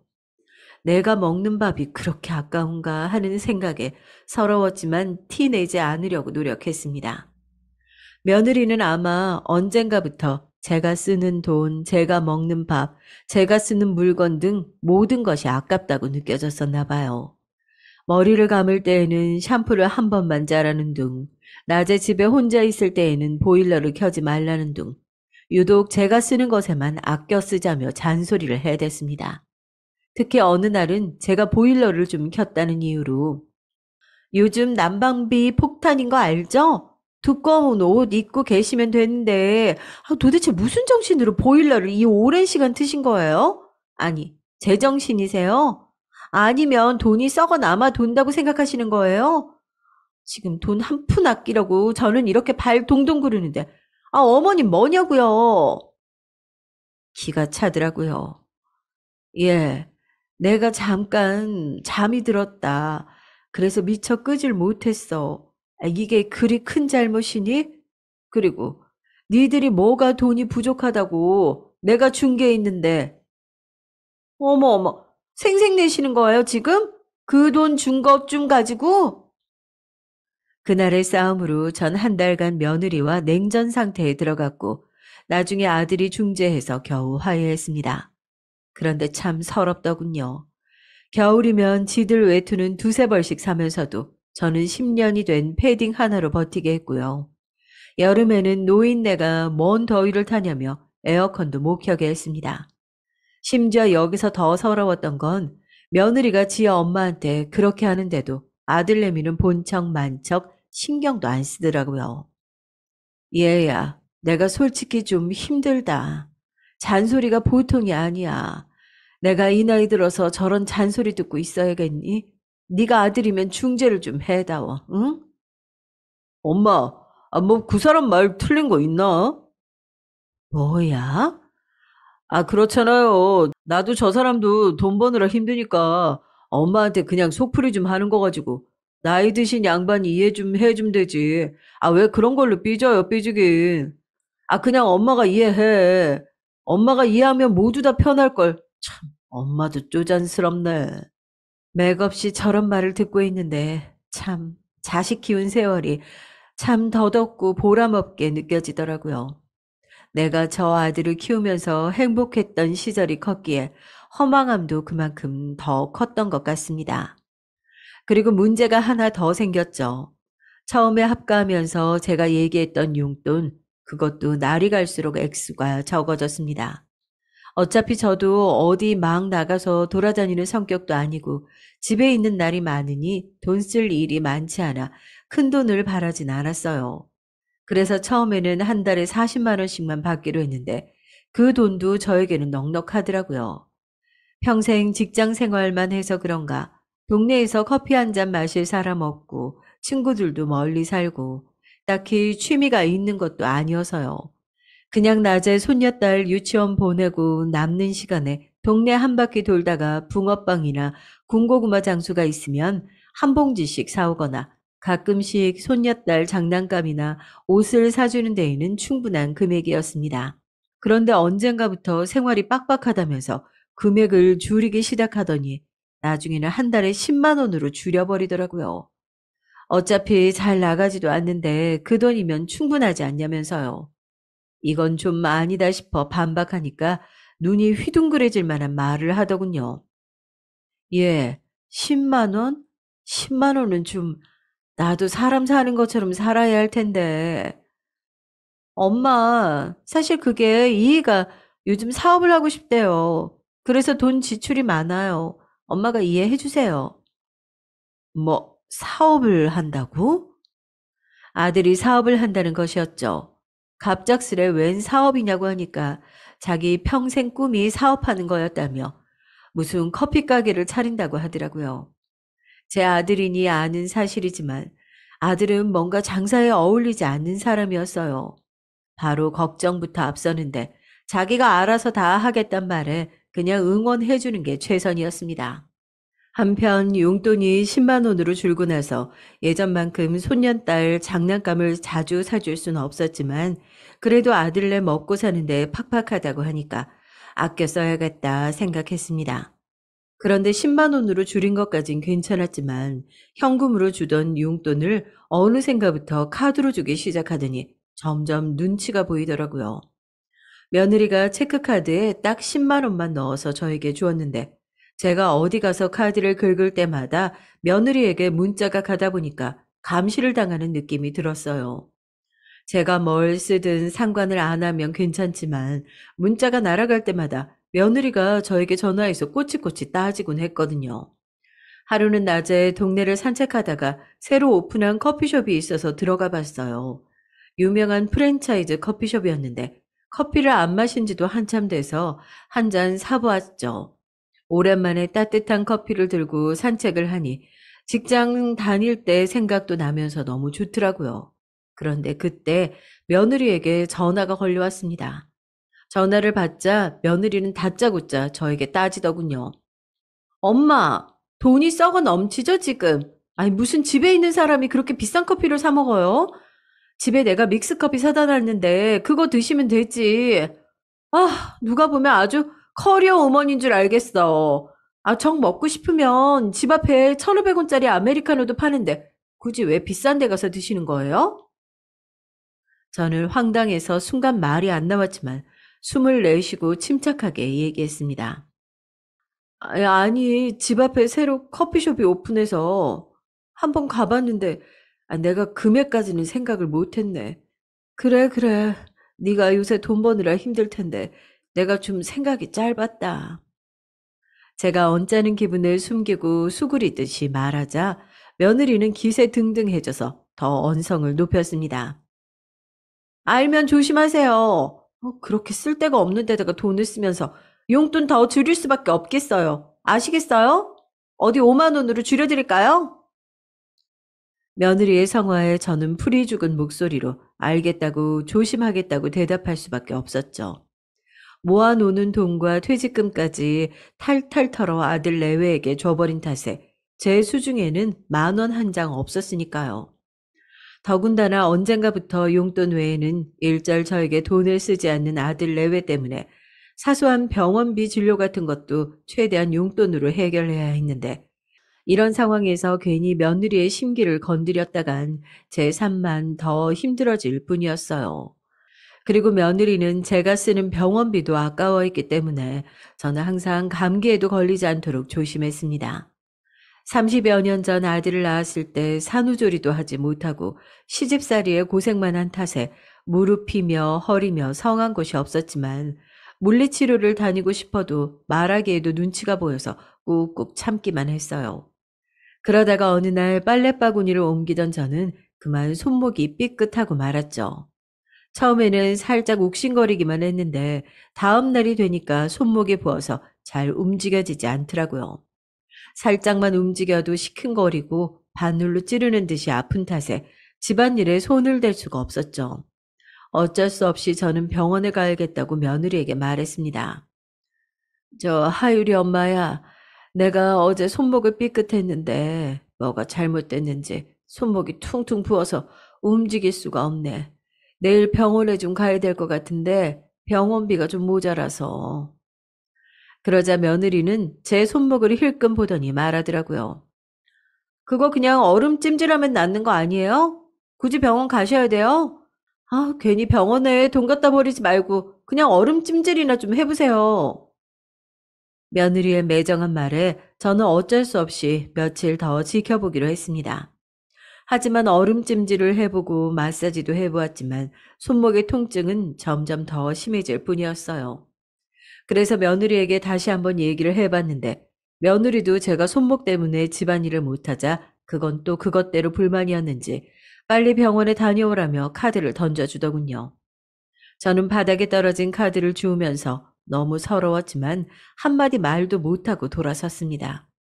그리고 며느리가 준 카드로 병원에서 며칠간 치료를 받으니까 점점 상태가 호전이 되더라고요. 이제는 집안일도 다시 할 수 있게 됐습니다. 그런데 그 병원비 사건 이후로 며느리가 저에게 대놓고 면박을 주기 시작했어요. 하루는 제가 집안일이 밀려 아들 내외 먼저 저녁을 먹게 한 후 혼자서 늦은 저녁을 먹고 있었죠. 대충 밥 한 그릇 떠다가 있는 반찬 먹고 있는데 씻고 나온 며느리가 저를 확 쏟아보더니 한 소리를 빽 지르더라고요. 아, 밥은 또 진수성찬으로 차려 먹네. 아, 언제까지 밥 축낼 거예요? 아, 낮에 할 일도 없으면서 밥만 축내지 말고 일이나 좀 해요. 제발 밥값 좀 하시라고요. 네? 저는 며느리의 말에 깜짝 놀라 먹던 밥 숟가락을 떨어뜨렸습니다. 순간 내가 왜 이런 취급을 당해야 하나 너무 서러웠어요. 내가 집도 해주고 재산도 전부 다 줬는데 밥 한 술 뜨는 게 그렇게 아까울까요? 분명 예전에는 애교도 많고 이쁜 짓도 많이 하던 며느리였는데 지금은 그저 저를 식충이로만 보고 경멸하는 그런 사람이 되어 있었습니다. 저는 목에 뭐가 콱 막힌 듯 넘어가지 않던 밥을 치우고 자리에서 일어났어요. 밥값이라고 했니? 밥값 충분히 하지 않았니? 내가 사준 집에서 내가 가정부 노릇하며 이날 이때껏 살고 있는데 이 정도도 부족해? 그러자 며느리는 잠깐 꿀먹은 벙어리가 되더니 돌아서는 제 뒤통수에다 대고 또 중얼거리더군요. 밥은 또 왜 남기고 난리야? 아까운 줄 모르고 아우 속 터져. 저는 며느리의 혼잣말을 들었지만 애써 모른 척하며 방으로 들어갔습니다. 그리고 서러운 마음에 이불 속에서 얼마나 숨죽여 울었는지 몰라요. 그리고 저는 그날 이후로 일자리를 알아보기 시작했습니다. 내가 억울해서라도 다시 일해야겠더라고요. 지가 손주 봐달라고 간청하는 탓에 그 좋은 회사도 그만두고 눌러 앉은 건데 이제 와서 쓸모없는 뒷방 늙은이 취급이라뇨. 그리고 며느리가 저를 구박할 때마다 옆에서 한숨만 쉬는 아들도 내심 제가 다시 일하기를 바라고 있는 것 같더라고요. 내가 지를 어떻게 키웠는데 괘씸한 마음에 매일 밤잠을 설쳤습니다. 이럴 줄 알았으면 재산을 다 주지 말 걸 하고 후회도 해보았지만 이미 다 지나간 일일 뿐이었어요. 저는 하루라도 빨리 일자리를 구해서 더 이상 저것들한테 기 안 죽고 떵떵거리며 살고 싶었지만 나이가 나이인지라 뽑아주는 곳이 없더군요. 나름 전에 다니던 회사에서 많은 연봉을 받고 다녔어서 같은 직종에서 경력을 인정받아 들어가고 싶지만 쉽지 않았습니다. 그래서 어쩔 수 없이 몸쓰는 일을 알아볼 수밖에 없었어요. 그러던 중 어느 제조회사에서 구내식당 주방 보조를 뽑는 공고를 보게 됐습니다.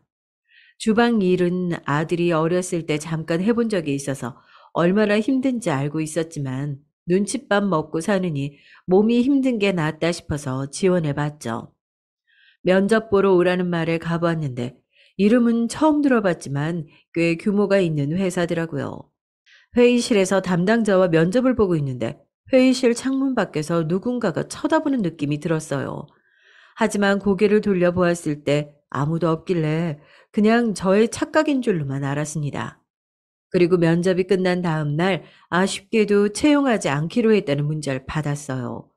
저는 낙담할 시간도 없이 다른 일자리를 알아봐야 했죠. 한창 다른 일자리가 없나 보던 중 모르는 번호로 문자가 한 통 와 있었습니다. 방금 탈락한 문자 보낸 회사의 관리자인데 혹시 내일 따로 면담 좀 할 수 있냐고 묻는 문자였어요. 탈락한 회사에서 굳이 왜 면담을 하는지 의아하지만 혹시나 추가 채용 같은 게 있을까 싶어 알겠다고 답장을 보냈습니다. 그리고 다음 날 약속한 시간에 그 회사 앞 커피숍으로 갔어요. 앉아서 기다리고 있는데 멀리서 한 중년의 남자가 저를 향해 다가오는 것이 보였습니다. 그 남자의 이목구비가 눈에 들어온 그 순간 저는 그가 누군지 한 번에 알아봤죠. 세상에 그 남자는 저의 전 남편이었습니다.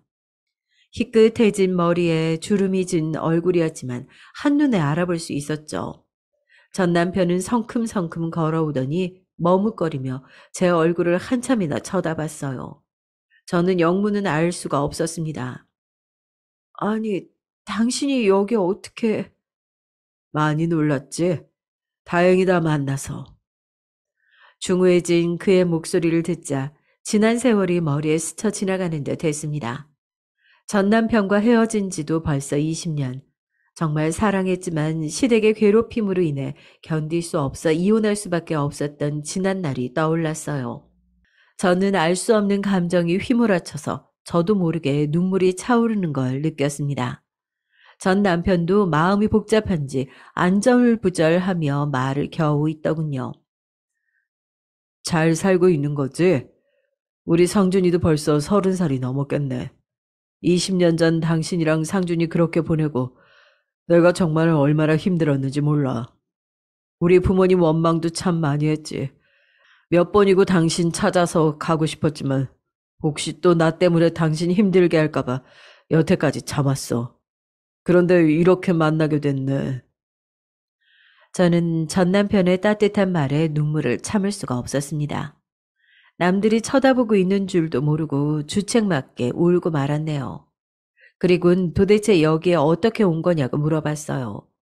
그러자 그는 이렇게 말하더군요. 그건 너무나 놀라운 이야기였어요. 사실 당신이 어제 면접 본 그 회사, 내 회사야. 직원이 이력서 뽑아온 거 보니까 당신 이름이 있더라고. 그런데 정말 당신이 맞는지 확인하고 싶어서 면접 보는 도중에 회의실 창밖에서 몰래 봤는데 정말 당신이 맞더라고. 그래서 이러면 안 되는 거 알지만 당신 이력서에 있는 번호로 연락해 본 거야. 당신이 안 나올까 봐 걱정했는데 나와줘서 정말 고마워. 반가운 마음에 아무 말도 하지 못하고 울기만 했어요. 20년 전 그와 헤어진 후 잊겠다고 정말 많이 노력했는데 깨끗하게 잊고 살았다고 생각했는데 막상 눈앞에 나타나니 그때의 감정이 다시 되살아나더라고요. 전 남편은 저를 만나기까지의 이야기를 들려줬습니다. 그는 저와 헤어진 후 부모님 성화에 여러 번 선을 봤지만 저를 잊을 수 없어 재혼을 하지 않았고 일만 열심히 하면서 살았다고 하더라고요. 아버님한테서 받은 재산으로 사업을 시작했는데 그게 잘 풀려 계열사를 여러 개 가지게 됐고 그 중에 하나가 제가 면접 본 그 회사라고 합니다. 그리고 몇 년 전 부모님이 두 분 다 돌아가셔서 지금은 완전히 혼자라고 하더라고요. 저의 손을 어루만지며 한참을 얘기하던 그는 갑자기 제 얼굴을 빤히 보더니 저에게 묻더군요. 당신 근데 많이 수척해 보인다. 어디 아픈 데라도 있는 거야? 상준이가 속이라도 썩여? 저는 말해야 할지 말아야 할지 고민하다가 결국 모든 것을 얘기했습니다.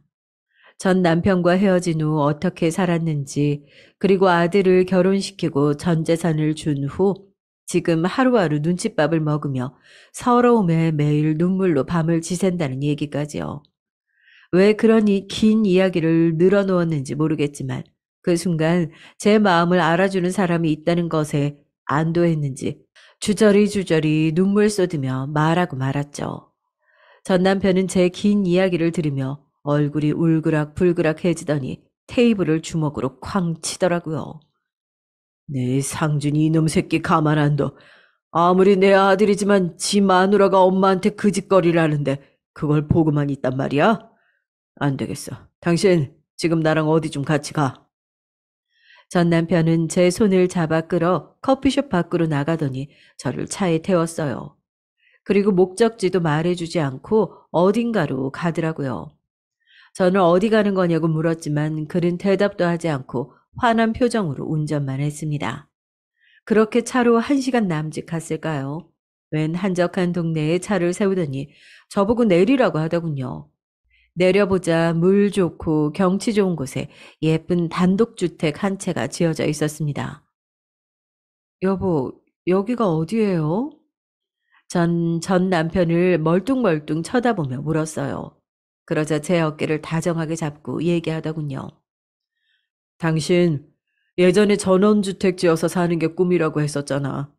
사실 당신이랑 헤어지고 나서 당신이랑 상준이 생각에 괴로울 때마다 그 전원주택 얘기가 생각이 나더라고.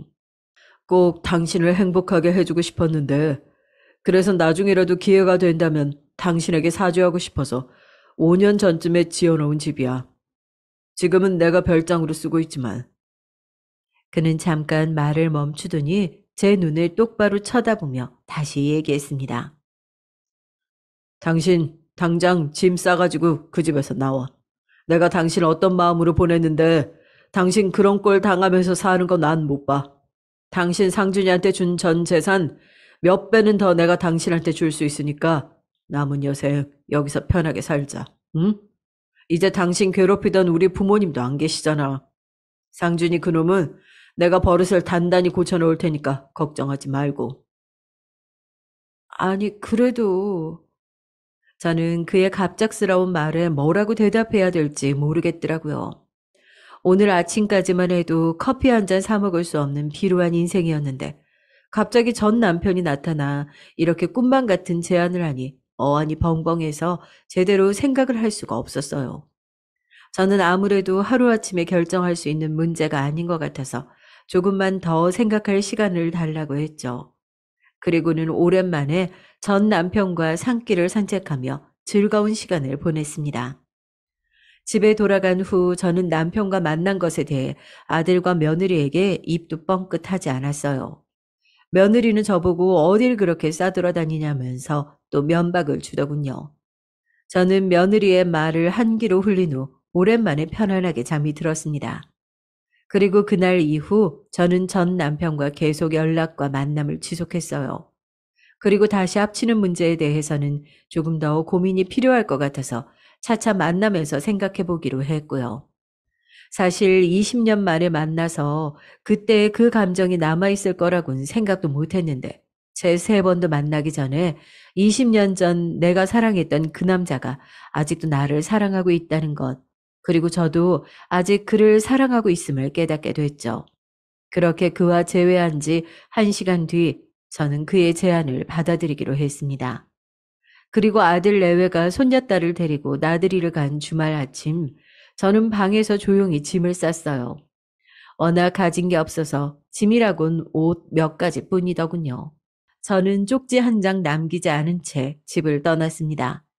그동안 웃을 일도 올 일도 많았던 이 집에 정도 많이 들었을 텐데 생각보다 떠나는 발걸음이 가볍더라고요. 그리고 저는 집 앞에 마중 나와 있던 그 차에 타고 그와 함께 살 그 집으로 떠났습니다. 떠나는 차 안에서 설레임과 기대감으로 마음이 붕붕 뜨더라고요. 전 남편이 준비한 그 집에 도착한 이후 저에게는 새로운 삶이 시작됐습니다. 그렇게 시간이 흘러 지금은 남편과 함께 그 집에서 지낸 지 벌써 2달째예요. 남편은 그 집의 명의를 제 이름으로 돌려주었고 편하게 쓰고 있는 대로 쓰라며 한도가 넉넉하다 못해 넘치는 카드를 제게 주었어요. 막상 또 돈이 너무 많이 생기니까 어디에 써야 될지도 잘 모르겠더라고요. 그러고 보니 짐을 싸서 이 집으로 온 날 마당에 백과 한 마리가 반겨져서 놀랐던 기억이 나네요. 제가 개 키우면서 살고 싶다는 말도 어쩜 잊어버리지도 않았는지 그의 세심한 마음에 감동하지 않을 수가 없었습니다. 집은 또 얼마나 아늑하게 꾸며놨는지 소파에 앉아 책만 읽고 있어도 따뜻한 햇살에 스르르 잠이 들 것 같은 기분이었어요. 남편이 출근하면 혼자 음식도 해 먹고 강아지와 산책도 하고 나른하면 낮잠도 자기도 하면서 평온한 일상을 보내고 있었죠. 이렇게 느긋한 일상을 보낸 게 아마 난생 처음일 것 같네요. 그리고 아들과 며느리에게는 제가 집을 떠난 날부터 전화와 문자가 여러 통 왔지만 그냥 잘 지내고 있으니 신경 쓰지 말라고만 답장을 보내고 연락을 받지 않았습니다. 남편이 자기가 해결하겠다고 해서 저는 신경 쓰지 않기로 했어요. 남편은 이후에 따로 아들을 만나서 그간에 있었던 이야기를 해주고 혹시나 내 재산을 노리고 있거든 네가 정신 차리기 전엔 국물도 없으니까 그렇게 알라고 했다네요. 돈독 오른 며느리는 20년 만에 나타난 시아버지가 부자라는 사실을 알고선 어떻게든 저한테 잘 보이려고 요즘 난데없이 애정 있는 말투로 문자를 보내곤 했어요. 엄마, 며느리 안 보고 싶어요? 난 엄마가 너무 보고 싶은데. 너랑 볼 일 없다. 연락하지 말아라. 네, 제가 이 여우짓에 2번 속나요. 나중에 손녀딸에게 해줬으면 해줬지 며느리에겐 무엇을 더 해주는 일은 앞으로 절대 없을 겁니다. 솔직히 남편이 아들에게 언제까지 매정하게 대할지 저는 잘 모르겠어요. 겉으로는 매정하게 대하지만 그래도 20년 만에 만난 아들이라고 속으로는 가슴 아파하는 게 보이더라고요. 혹시 조만간 남편이 마음이 약해져 아들에게 떡하니 재산을 준다고 해도 남편의 재산이니 제가 왈가왈부할 수는 없겠죠. 저는 그저 제가 그 집으로부터 벗어날 수 있게 된 것만으로도 너무 감사하고 만족합니다. 남편은 어쩌면 저에게는 백마탄 왕자님인지도 모르겠어요. 불행한 삶으로부터 저를 구해주었으니까요. 이런 제 이야기 정말 드라마에 나올 법하지 않나요? 저도 가끔 이게 꿈인지 생신지 헷갈린답니다. 그럼 제 이야기는 여기서 마치도록 할게요. 여러분의 인생에도 드라마 같은 기적이 일어나길 바라면서 글을 마무리하겠습니다. 행운 가득한 하루 되세요.